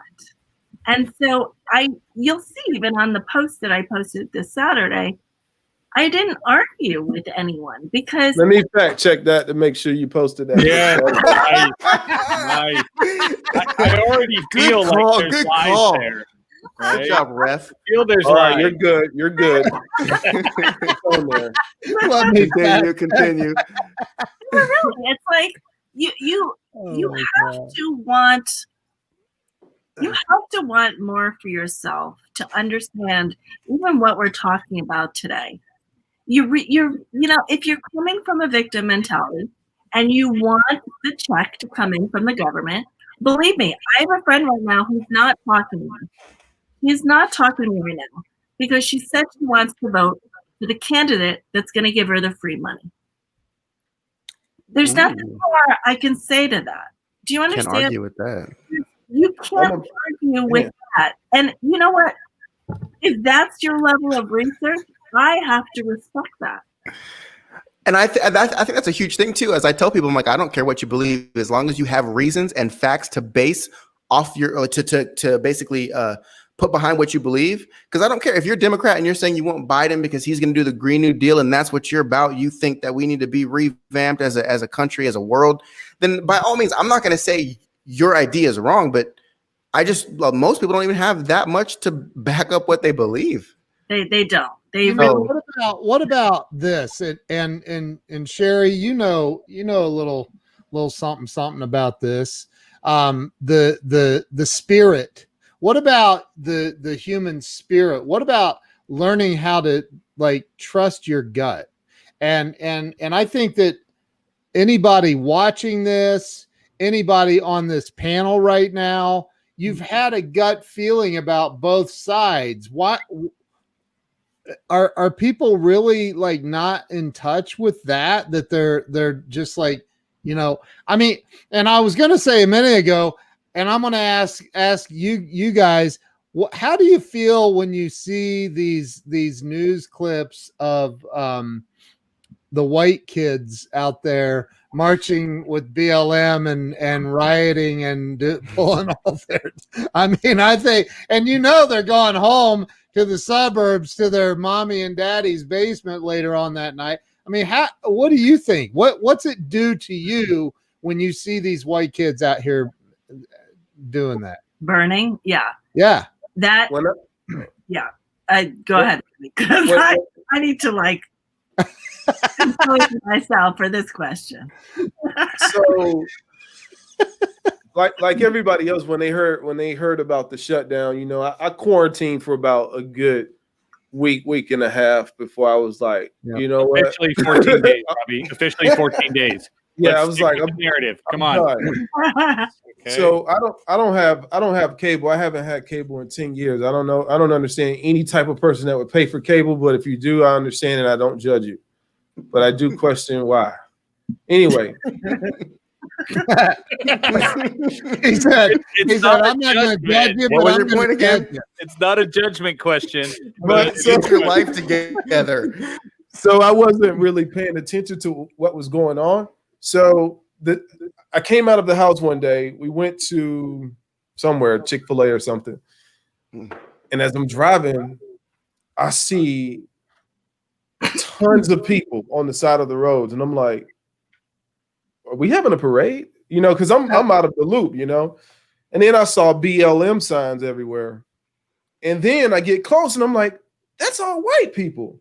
I'm like, that's crazy, And I felt great about that because I felt like that was people trying to support something that they disagree that they were trying to show that they disagree with what happened to George Floyd and things of that nature.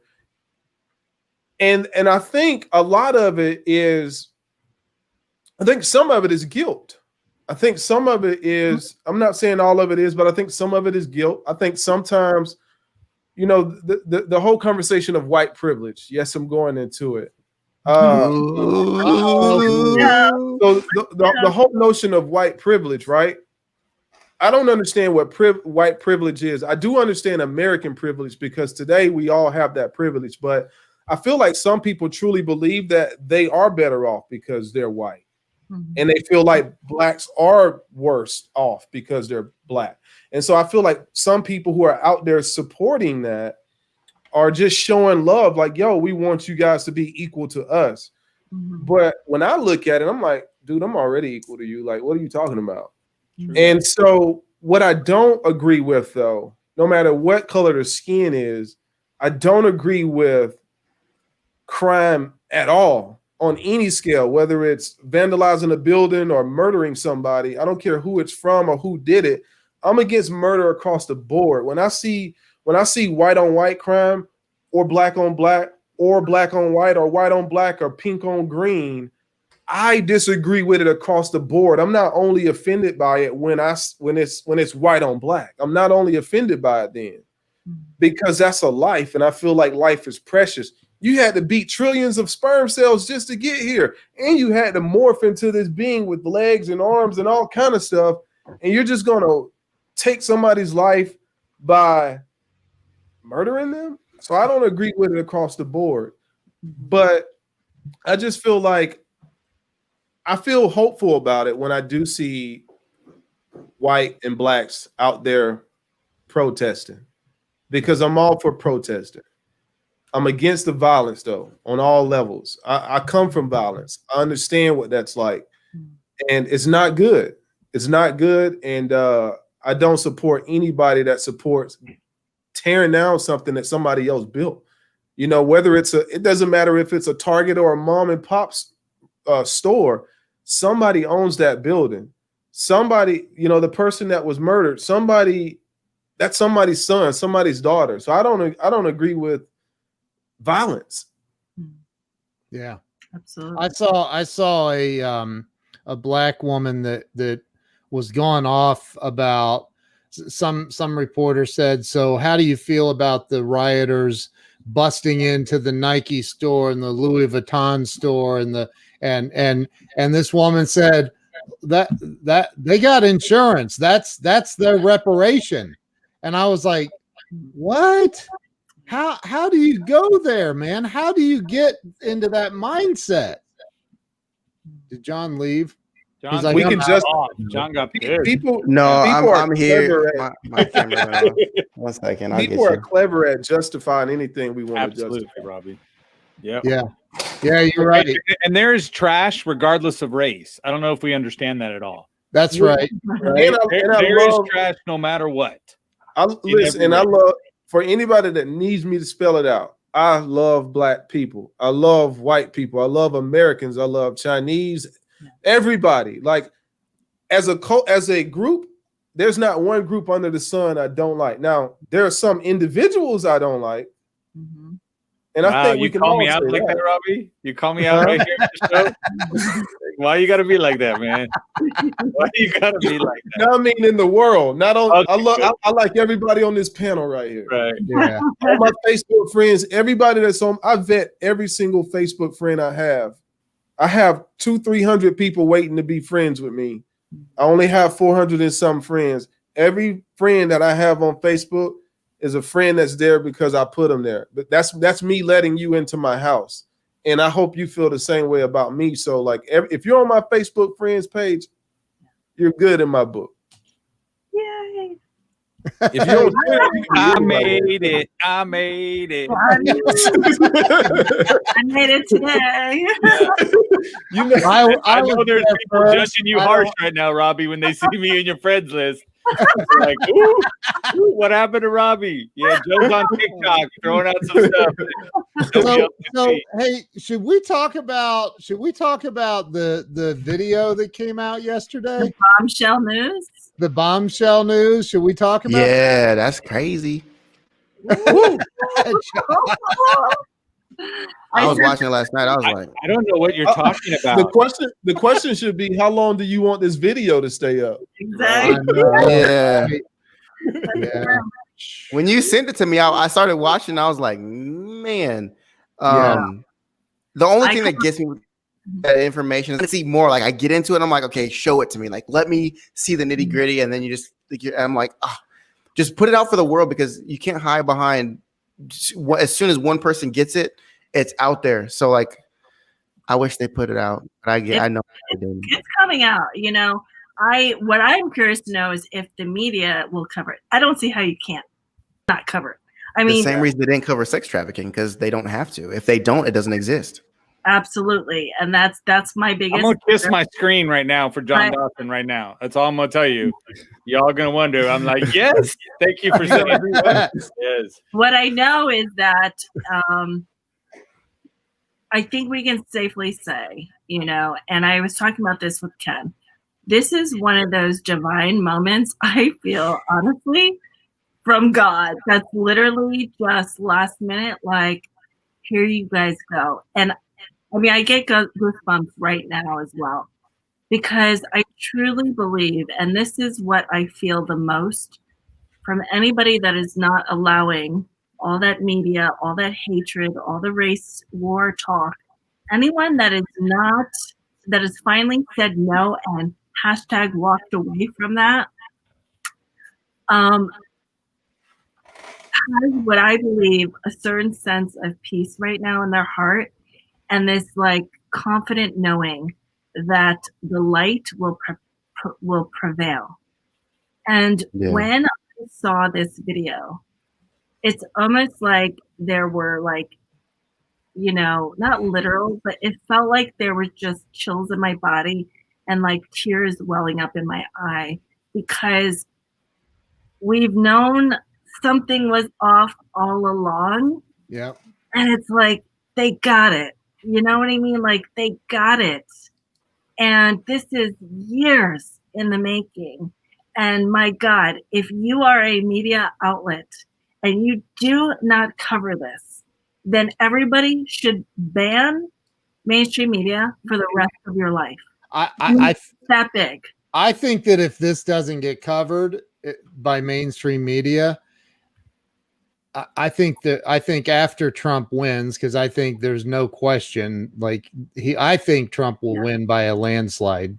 Just putting that out there, and I think Is that because nobody shows up he supports this message. is that because nobody shows up at Biden's, or you know, I mean, Hey, all four of those people got wheeled in.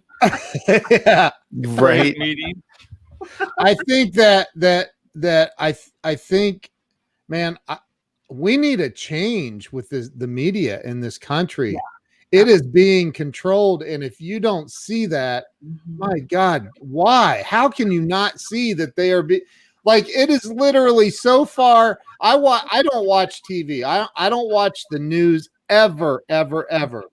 And then after seeing that video and then digging deeper and seeing a couple of other videos, there's a CIA whistleblower, and I'm not going into what else on that video. Oh my God, because this video won't stay up if I do. I don't think it will.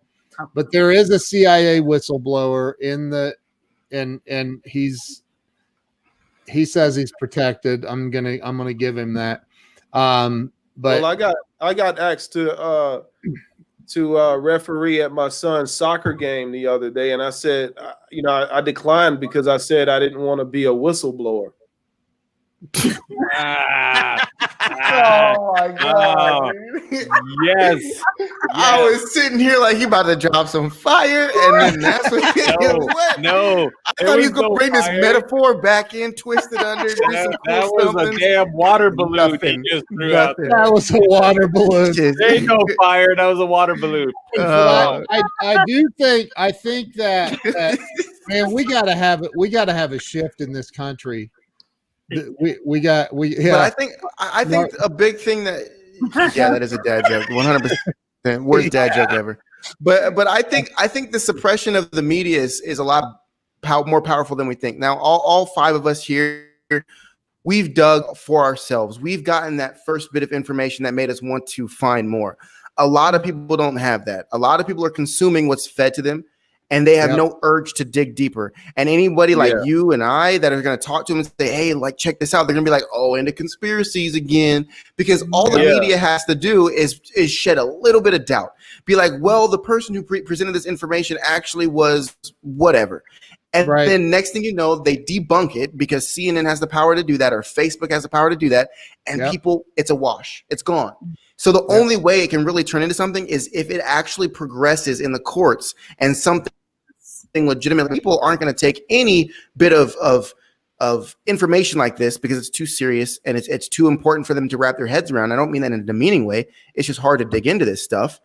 Same thing with the Hillary Clinton situation. It just got dropped because no one cares. No one knows deep enough to really want it to be any further than that. So I'm a little worried because our nation is predominantly controlled by the media, by the mainstream narrative.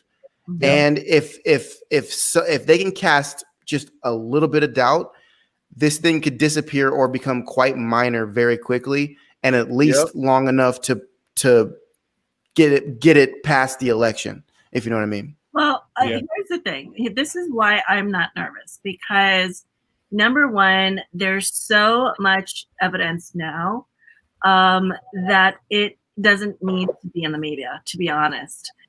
It just needs to get to the right people. It's already, we know it's already in Congress. So we know it's already in Congress's hands. We know, the different types of evidence that they have. We know the people that they have that are implicated, and we know that it's going to implicate some of these people that are running for presidency. Okay, so what has to happen at this point, if the evidence that they have, right, is available, it would be going straight into whatever Trump and the DOJ and Congress, whatever steps they have to take to actually do something with this data to get it into the courts. I think we haven't seen anything done before because so much of it can be labeled a conspiracy theory. Right. And when it comes to these people that we're talking about that need to be taken down, it's not like you can get 100 little things by, if you think of the power that they have. You need a smoking gun. And this is what Ken and I were talking about on the phone call. I said, this is the smoking gun. It is. Silver bullet. It's this. Robbie, I'm going to call Yeah. you later so that you and I can say that we had phone calls outside of this call, right? And then we're going to three-way in John, right? So then we can go. Remember, we were talking too prior to this. Absolutely. What is Yep. it? Well- All this name dropping in the middle Yeah, of I it. know. Hey, you guys, no. You guys have all seen the video. You know what we're You did talking send me the about. video. I sent it to I sent it to my friend Scotty, Okay. and I watched it with my father-in-law as well. My father-in-law just left, but I watched it with him as well, and we were just, our eyes were this wide, man. I mean, it was mind-blowing. And if you've been following that story over the past like 10 years, right? Yeah, You yeah, know how critical this is. yeah, very. So everybody should get the link from Sherry. Just go ahead and DM her directly. No, here I'm gonna tell you what Twitter. Here, I'll scroll this across the bottom. Oh, that's a good idea. And you can follow this. Go check out this Twitter account. Not now. After we're done here. No, but guys, I'm going to tell you something because I took a screenshot and sent this picture off to Ken the other day because I'm going to have a separate conversation with Ken like Sherry does, right? So, but I was sitting down and I was like, okay, I get this DM that comes in from someone I don't know, right? I'm not Robbie, right? I'm just a social hoe, evidently, because I got all these people on Facebook that I don't know, but they all want, they sent me a request. They're good. But I had put something up that had Trump on it. And so this guy sends me this little message back on Facebook Messenger. Is that so? Right? I don't even know what story it was, guys. I throw up a whole bunch of stuff. And he goes, I don't believe any word Trump is saying. He lies so much, and I believe he is sick and has dementia. That's what everyone says. Yeah. Right? So I answered back, I think autocorrect changed Biden to Trump in your message. Right? I'm like, how can you sit back and go, listen to the man talk, listen to the other man talk, and you go, the dementia's over here on Trump. I'm like, come on, people. You really, one of the biggest things I kept hearing, and I see it now. I see it so clearly now. And that is that whatever the left is accusing the right of, that's exactly what they're doing. Exactly. It's so clear. It is like crystal clear once you actually dig a little deeper and you understand and you're thinking clearly, you're aligned, you will see it. Whatever, it's all projection. And even when people on my post came after me, it was all projection. It was all about the Nazis spewing out Nazism and the lies are coming. Like there was no coherency with the argument.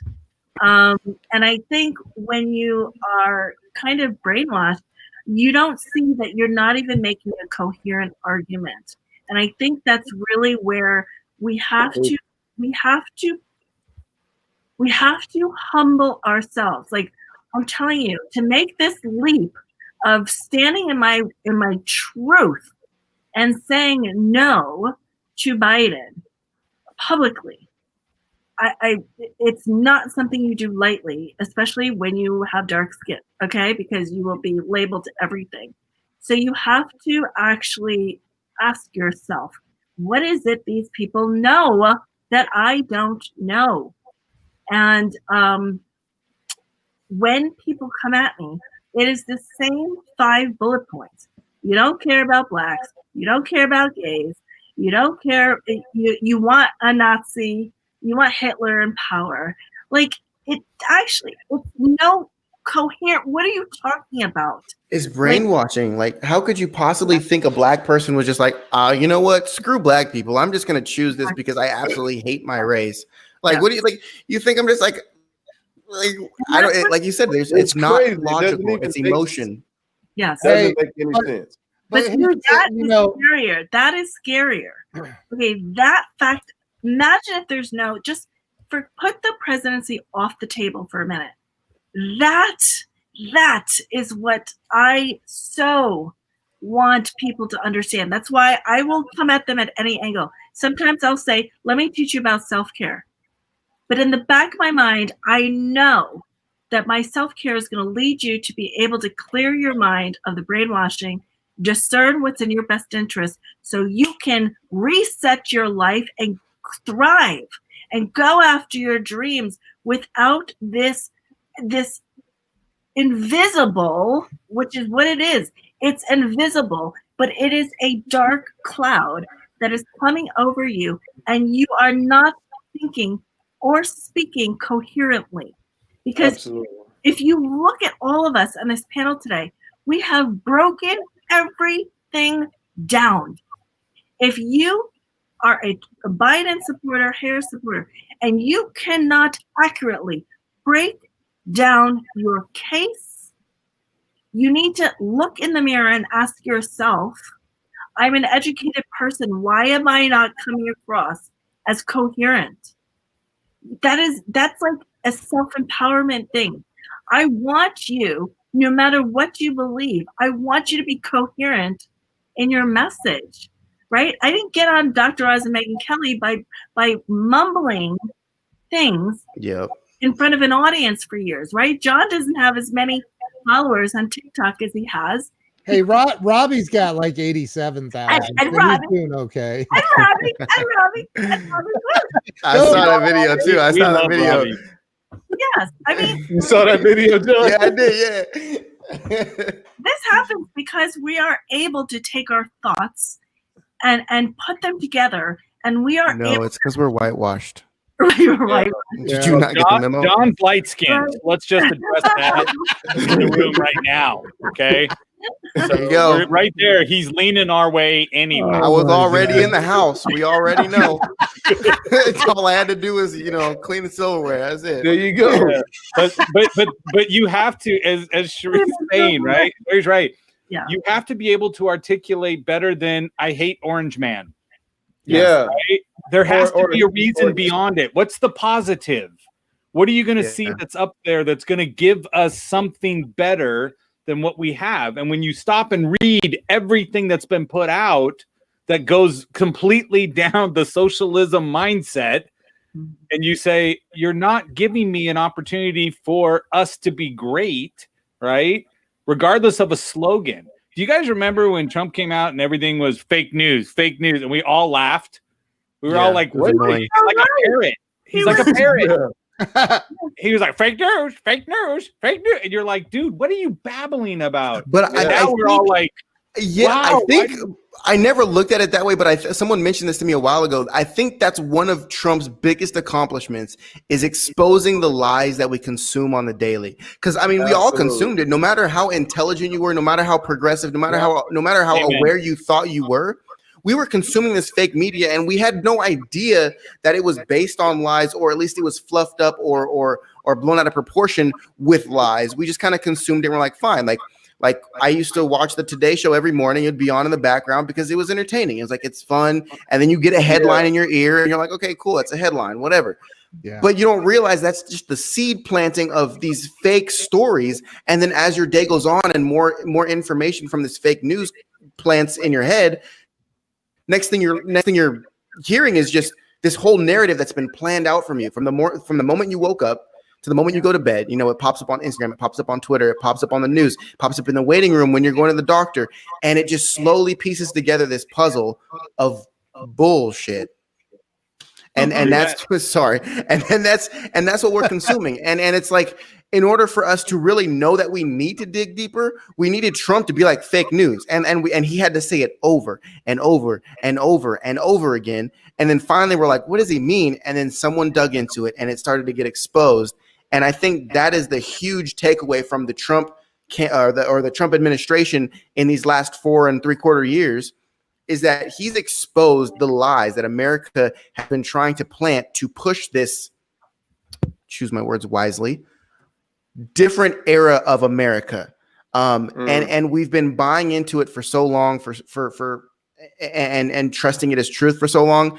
There's millions and millions of people that are still stuck in this fake news bubble, and it is very hard to pull them out, because when you have something that is so convincing and so potent and so saturated, like it's not just a, hey, do your research to pull them out of it. No, you've got to somehow convince them in a loving way. And not to do a shameless plug, but my whole stance is much love. It's written on all my clothing. It's showing love to all these people, because if we come in there like, you're an idiot because you don't know Trump's the best, or we just yell Trump 2020, people are like, dude, get out of my face. Like, what are you doing? Say Like, you're annoying. season. I have to start with saying global warming is real and causes forest fires. Now let's talk about what's real. Now Trump 2020. Yeah. But it's really showing that love right off the bat and being like, look, guys, I know what you're consuming. I was consuming it too. How about we just take a few looks at some of this other information? Let's just look at a couple of things that Trump's done. Oh, yeah, that's crazy. You didn't know that. Here's some other things you might not know. Oh, you don't agree with those? That's fine. But now you know that the information that is truly happening isn't in your face, and they have that little inkling in the back of their head. Well, maybe I should look a little bit deeper. And that's all we really can do, because, I mean, we're not going to oversaturate the mainstream media. It's just not going to happen. But I think that, the very first well, I don't know how old. Honestly, Sherry, I don't know how old you are. Joe, no, I don't want to know. Don't tell me. That would be rude of me. But I remember. You want me to ask her? Is that what you said? Joe will remember this. I remember when cable TV first came out, and the very first national news channel outside of ABC, NBC, and CBS was CNN. It was the very first national news channel on cable TV. Wow. So for many, many, many years, and that was when I was 10. No idea what he's talking about. Yeah. It's been around 95 years old. You can blame me for racism. I have never been part of it. Okay? But you cannot say I remember CNN coming into this. Dude, jeez. Anyway, racism's your fault. So anyway, look, it's been around for so long, and it was, America's most trusted news network. Well, that's Fox now, I think. I don't know. I get them all mixed up, but they've been embedded in society for so long that people are like, but CNN said it. If CNN it's a long con, man. It's a long con. People will say, well, this newspaper, the New York Times, said it. Oh my God. So people don't think, well, I need to look beyond. Fox News, I don't listen to Fox News. I sat down for a little bit last night and I watched Sean Hannity for a little bit, and I was like, man, this is some crazy stuff, man. Because honestly, the only reason I did it last night is because of that video and all the digging I did. I was like, all right, Fox is going to break this story. And they did. Nope. I'm not losing my job over this. I think Yeah. too much information, to be honest, to have reported on it so fast. You have to dissect it for a while. Yeah, I'm hoping so, because it is so inflaming. But I do, especially piggybacking on what John and Ken Walls were saying. I do understand what it's like to listen to the media through the lens of being traumatized because of what happened right when George Floyd was murdered. So I want to just share that for those of you, because I know there's some people that really were triggered by my post that are watching this right now. So when I speak and when I share where my stance is right now, I want you guys to understand that I know what it's like to want so much for, the gay community, Black lives, Latino lives. I know, like my whole life has been, I don't judge people for who they are. I have all types of friends, right? I attract all types of people with my brand in my clientele. So I'm like the last person I think that anybody would ever accuse of like not wanting basic rights or freedoms for any group of people, right? So I don't think anybody that disagreed with my post thinks I'm like that, but I think that's just what the media has taught them, just kind of spout back at me. right? Like, oh, you don't care for, LGBTQ, you don't care about Holocaust survivors, whatever it is that's in their mind.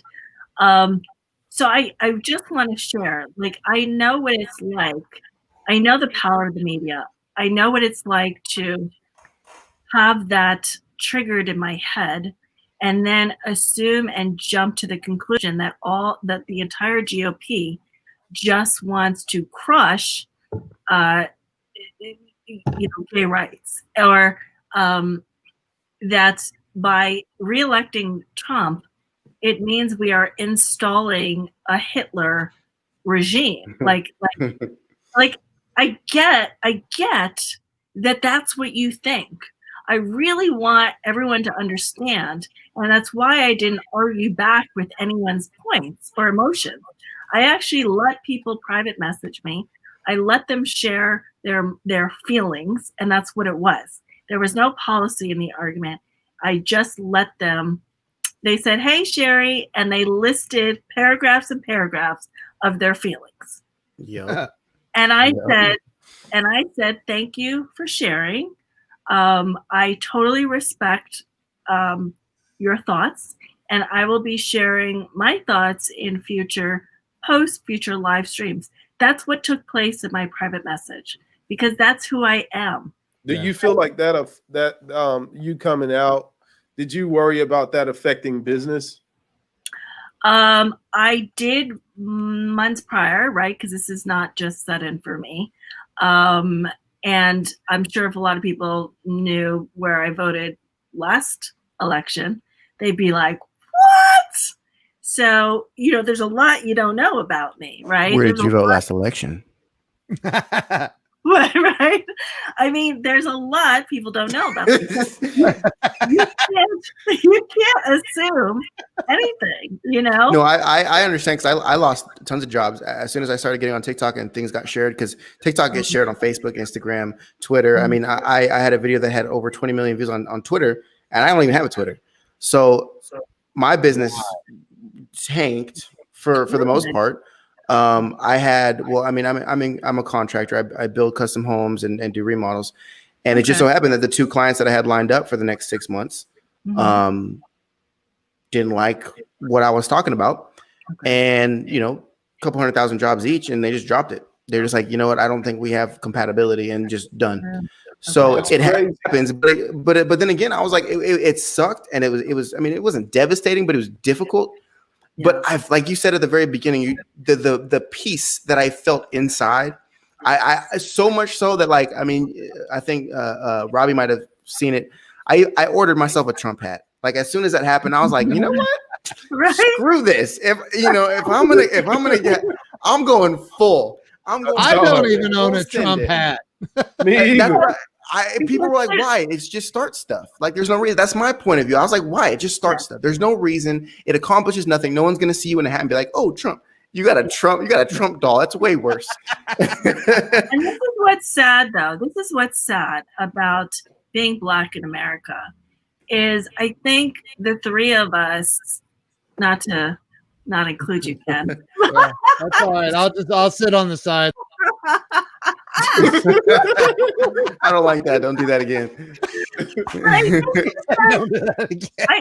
I think there's something that so many Blacks we've never actually been able to stand in our full truth and honor Slavery. and honor that I may have had a different background from John and a different background from Robbie.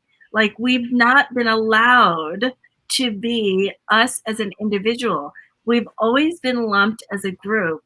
And so I think when you come out finally and say, guess what? You see my skin color, and I also go to NASCAR races, Yep. and I also don't want to vote for Kamala Harris.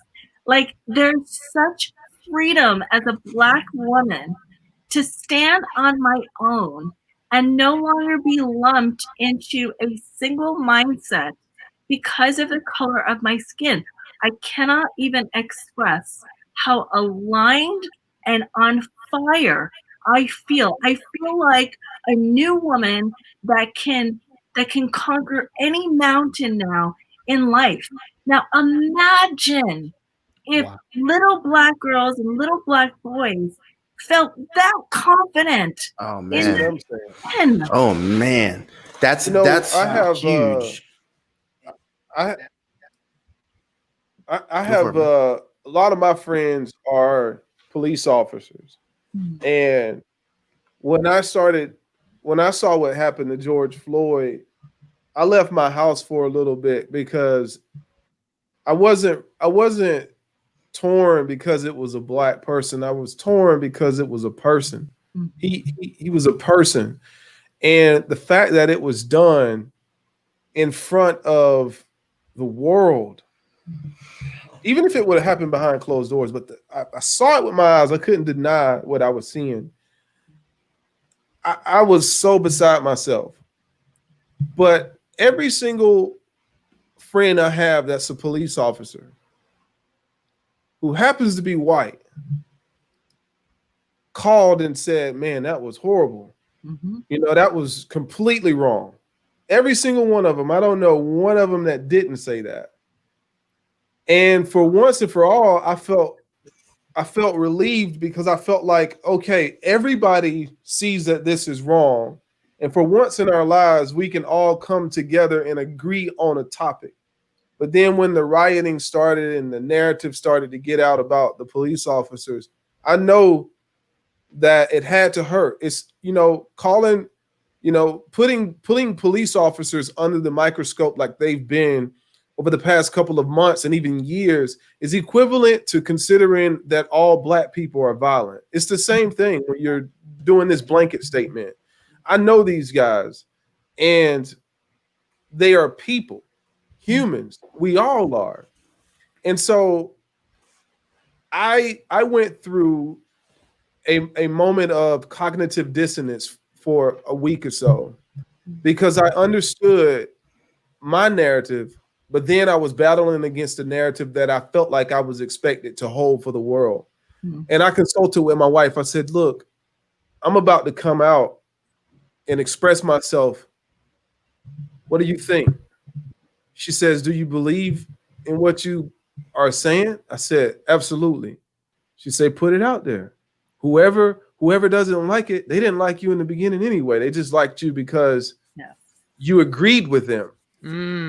But I agree with you, Sherry, so much because I don't even like the term black culture because we don't say white culture.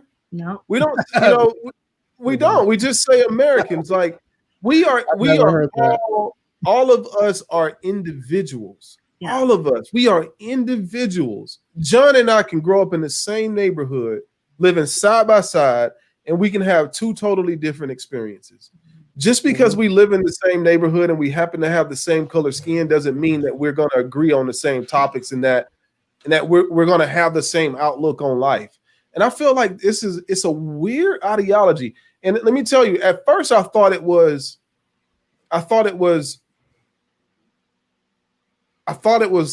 white people putting this narrative out, black culture. But when I came out and I started to voice my opinion about how I felt, particularly during this election, I started being attacked by people that look like me. Yep. I said, it's not what I'm thinking. It's our own people who want us to stay inside of a certain mindset. So I'm just like, how does that make me less of a person, right? Or less of a black person, if you want to put it, because I don't agree with the narrative that is being highlighted in mainstream media that black people all feel oppressed. I've never once felt oppressed in this country. Now it's a statue though. Like remember, like it's that. Like I've had people, like you said, people that look like me, that live lives like me, tell me that I'm not respecting my ancestors, saying I'm not respecting my past, I'm not respecting my race. So we hold this oppression and this racism and this historical timeline of bad things. I mean, we can all agree on that. That's why when people argue, I'm like, slavery was a thing, crime bill was a thing, all these things that happen. And yes, they're real. But you can't tell people like me who don't feel that oppression right now because I'm gonna start my own business. I'm gonna achieve. I'm gonna do what I want. These people who look like me are like, son, you're not respecting your history. You're not respecting the oppression, basically. And I'm like, so you're seeing a young black man like myself saying, screw the system. I'm going to go out and get mine. And you're going to tell me I'm disrespecting my oppression. You're not like, hey, go get it, John, be better, create, break the narrative, break through, break the chains, do what's best for you, do what's best for your family, achieve, be that guy. They're saying you're not respecting your oppression. Get in line. You know what? And it blows my mind. And they're like, the white people, I'm like, the white people aren't telling me that. The white people aren't saying stop. The white people are like, hey, how can I help? And then you have these, and I'm not talking down on all the black community. I'm not talking down on everybody, but it's crazy how this comes out when I have these gray-haired black men, well-educated, university educated, telling me that I'm not respecting my culture because I'm telling people that they can go out and get it for themselves. That is mind-blowing. That is mental slavery. That is black people telling other black people that they need to respect their oppression as if it's the statue that we worship. And it blows my mind. Kids grow up playing soccer with Asians, with Hispanics, with people from all different places in the world. And we need to tell them, no, you guys are different. How dare you think you can be friends and be equal to these other races? You're black. Yeah. You have these issues. The system stacked against you. Police don't like you. The reason he got killed is because he was black. Don't live life like you're a human being. Live it like you're black. And I can't fathom teaching, like my daughter says this every morning. And I made a video earlier. Some kid was saying it. And every time she hears the word blessed, she's like, I'm blessed. I'm smart. I can do anything. And every morning, I'm like, hey, you're blessed, you're smart, you can do anything. And then she'll tell me that. It's like, Daddy, did you know that you're blessed, you're smart, and you can do anything? I'm like, as a matter of fact, I did know that. Thank you. But it's that small mentality, that small change of being like, hey, guys, you aren't black, you aren't white, you are you. And you are blessed, you are talented, you can go out and you can achieve. So don't let anybody say, hold up, I was oppressed however many hundreds of years ago. I was oppressed however many 50 years ago. We still fighting the same fight today, last year, last month, yesterday. Don't achieve. It's BS, and I'm sick of the black people, the white people, whoever's pushing it left, right. I don't care. If you're telling some individual that they can't because of the way they look or the direction or the place that they came from, it's complete BS, and I'm done. I'm tired of it. And that's why my TikTok, I'm just no tolerance. I'm going to be respectful, but I'm no tolerance for this. You can't. It drives me nuts. I had a guy the other night, I was saying the same thing you were saying, and he was telling me, he says, I'm from Chicago. We all don't have the same opportunity. We can't, everybody can't be you. I said, look, dude, do you want me to literally go down and tell you all the reasons why I shouldn't have been where I am right now? Because I can do it. I can definitely do it. I can tell you about my near-death experience. I can tell you about my alcoholic father who was abusive. I can tell you about me dropping out in the 9th grade. I can tell you about me witnessing my uncle get murdered. I can tell you about all of these things.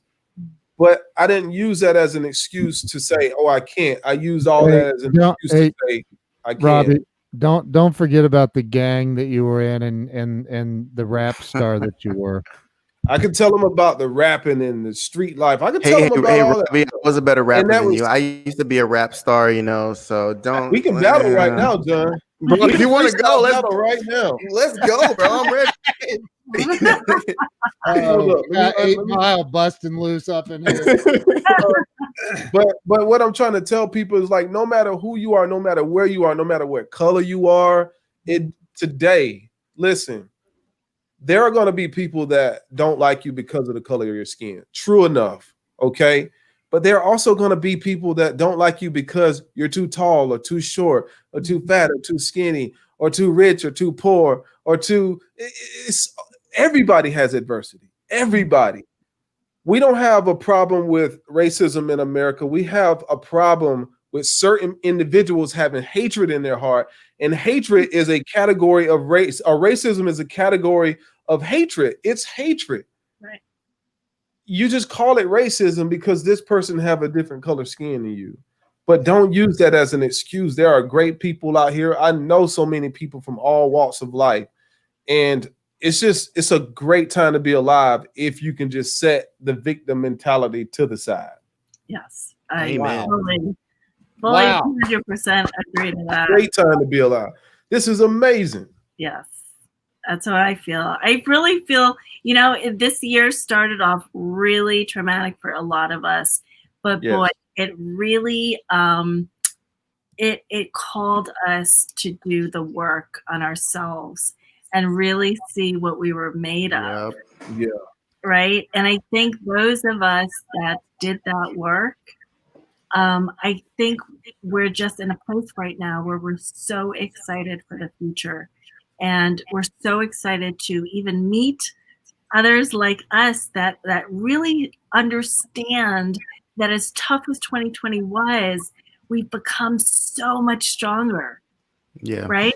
And it's And like we're all connecting now. aware. And exactly. And like we're all connecting now. And it's like the possibilities of what we can all come together and create now It's I amazing. think is such a blessing. Such a blessing. And Ken, thank you for pulling us together. Jeez. Oh my God. I love all three of you. I love all three of you guys too. I- Yeah, this was awesome. Thanks, guys. And Joe said he was sorry he had to bounce. The cops showed up. So Was that a joke or was he serious about that? he's full of crap, man. Lovely. Okay. It's the wrong one. This has been phenomenal. And I want, before we bounce, and I know, John, you said you have to go. Yeah, I got a podcast I got to record after this, but I'm they're waiting on me. So whenever I'm out, I'm out. One last quick question, if I may. Sure. And I want Sherry to start. What happens if Biden wins? That's not a short question. John sat back on that one. Oh man, that's me removing myself from the question. That is not a send-off question. We just started 3 hours more of talking. Exactly. Because I'll tell you exactly what will happen if he wins. But yeah, I would need a little bit more time. I think that's a segue for part 2, to be honest. But we don't even need to think about that. How about that? Yeah, I think we need to put that up. Let's not answer that. all that nonsense. Listen, this is what I can tell you now. Answer it, Robbie. Is in my world, that doesn't happen. But anyway, go ahead, Robbie. The way I'm looking at it. I've already made up my mind that, regardless of who's in office, I voted today. I gotta say that again. I'm excited about that. But whoever wins, I'ma still look good. I'ma still be happy with my family. I'ma still be healthy. I'ma still get money. I'ma still grow my company. I'ma still meet people across the world. I'ma still travel, and I'ma still wake up and feel great about life every single day. I want to second that 100%. Tell people that every day. When you wake after all the ballots have been counted, what are you gonna do? You're gonna put your boots on. You're gonna put your dress shoes on. You're gonna put your suit on. You're gonna go out and do exactly what you did the day before. You're gonna, and when you're done, you're gonna go down and you're gonna sit next to the family in the same house that you had before. You're gonna do the same thing. You're gonna spend time with the loved ones that you had before. You're gonna invest in the people that you were investing in before. Again, if in some way Biden wins the election, it's one of those things where, yes, he is now my president. As much as it sounds horrible, he is my president. I'm not going to disrespect my country that way. Whoever the majority speak, that's what it is. But it's not going to stop me from achieving. So there's no difference. To be honest, the day after the election, regardless if it's Trump or Biden, my day looks the same. My month looks the same. My 12-year, 20-year might look a little different. Might be a little 4-year bump. But it's again, it's you gotta stop letting presidents, you got to stop letting the government dictate your path in what's best for you. It doesn't matter. Like I'm not a big fan of Bush. I'm not a big fan of Clinton. I'm not a big fan of Obama.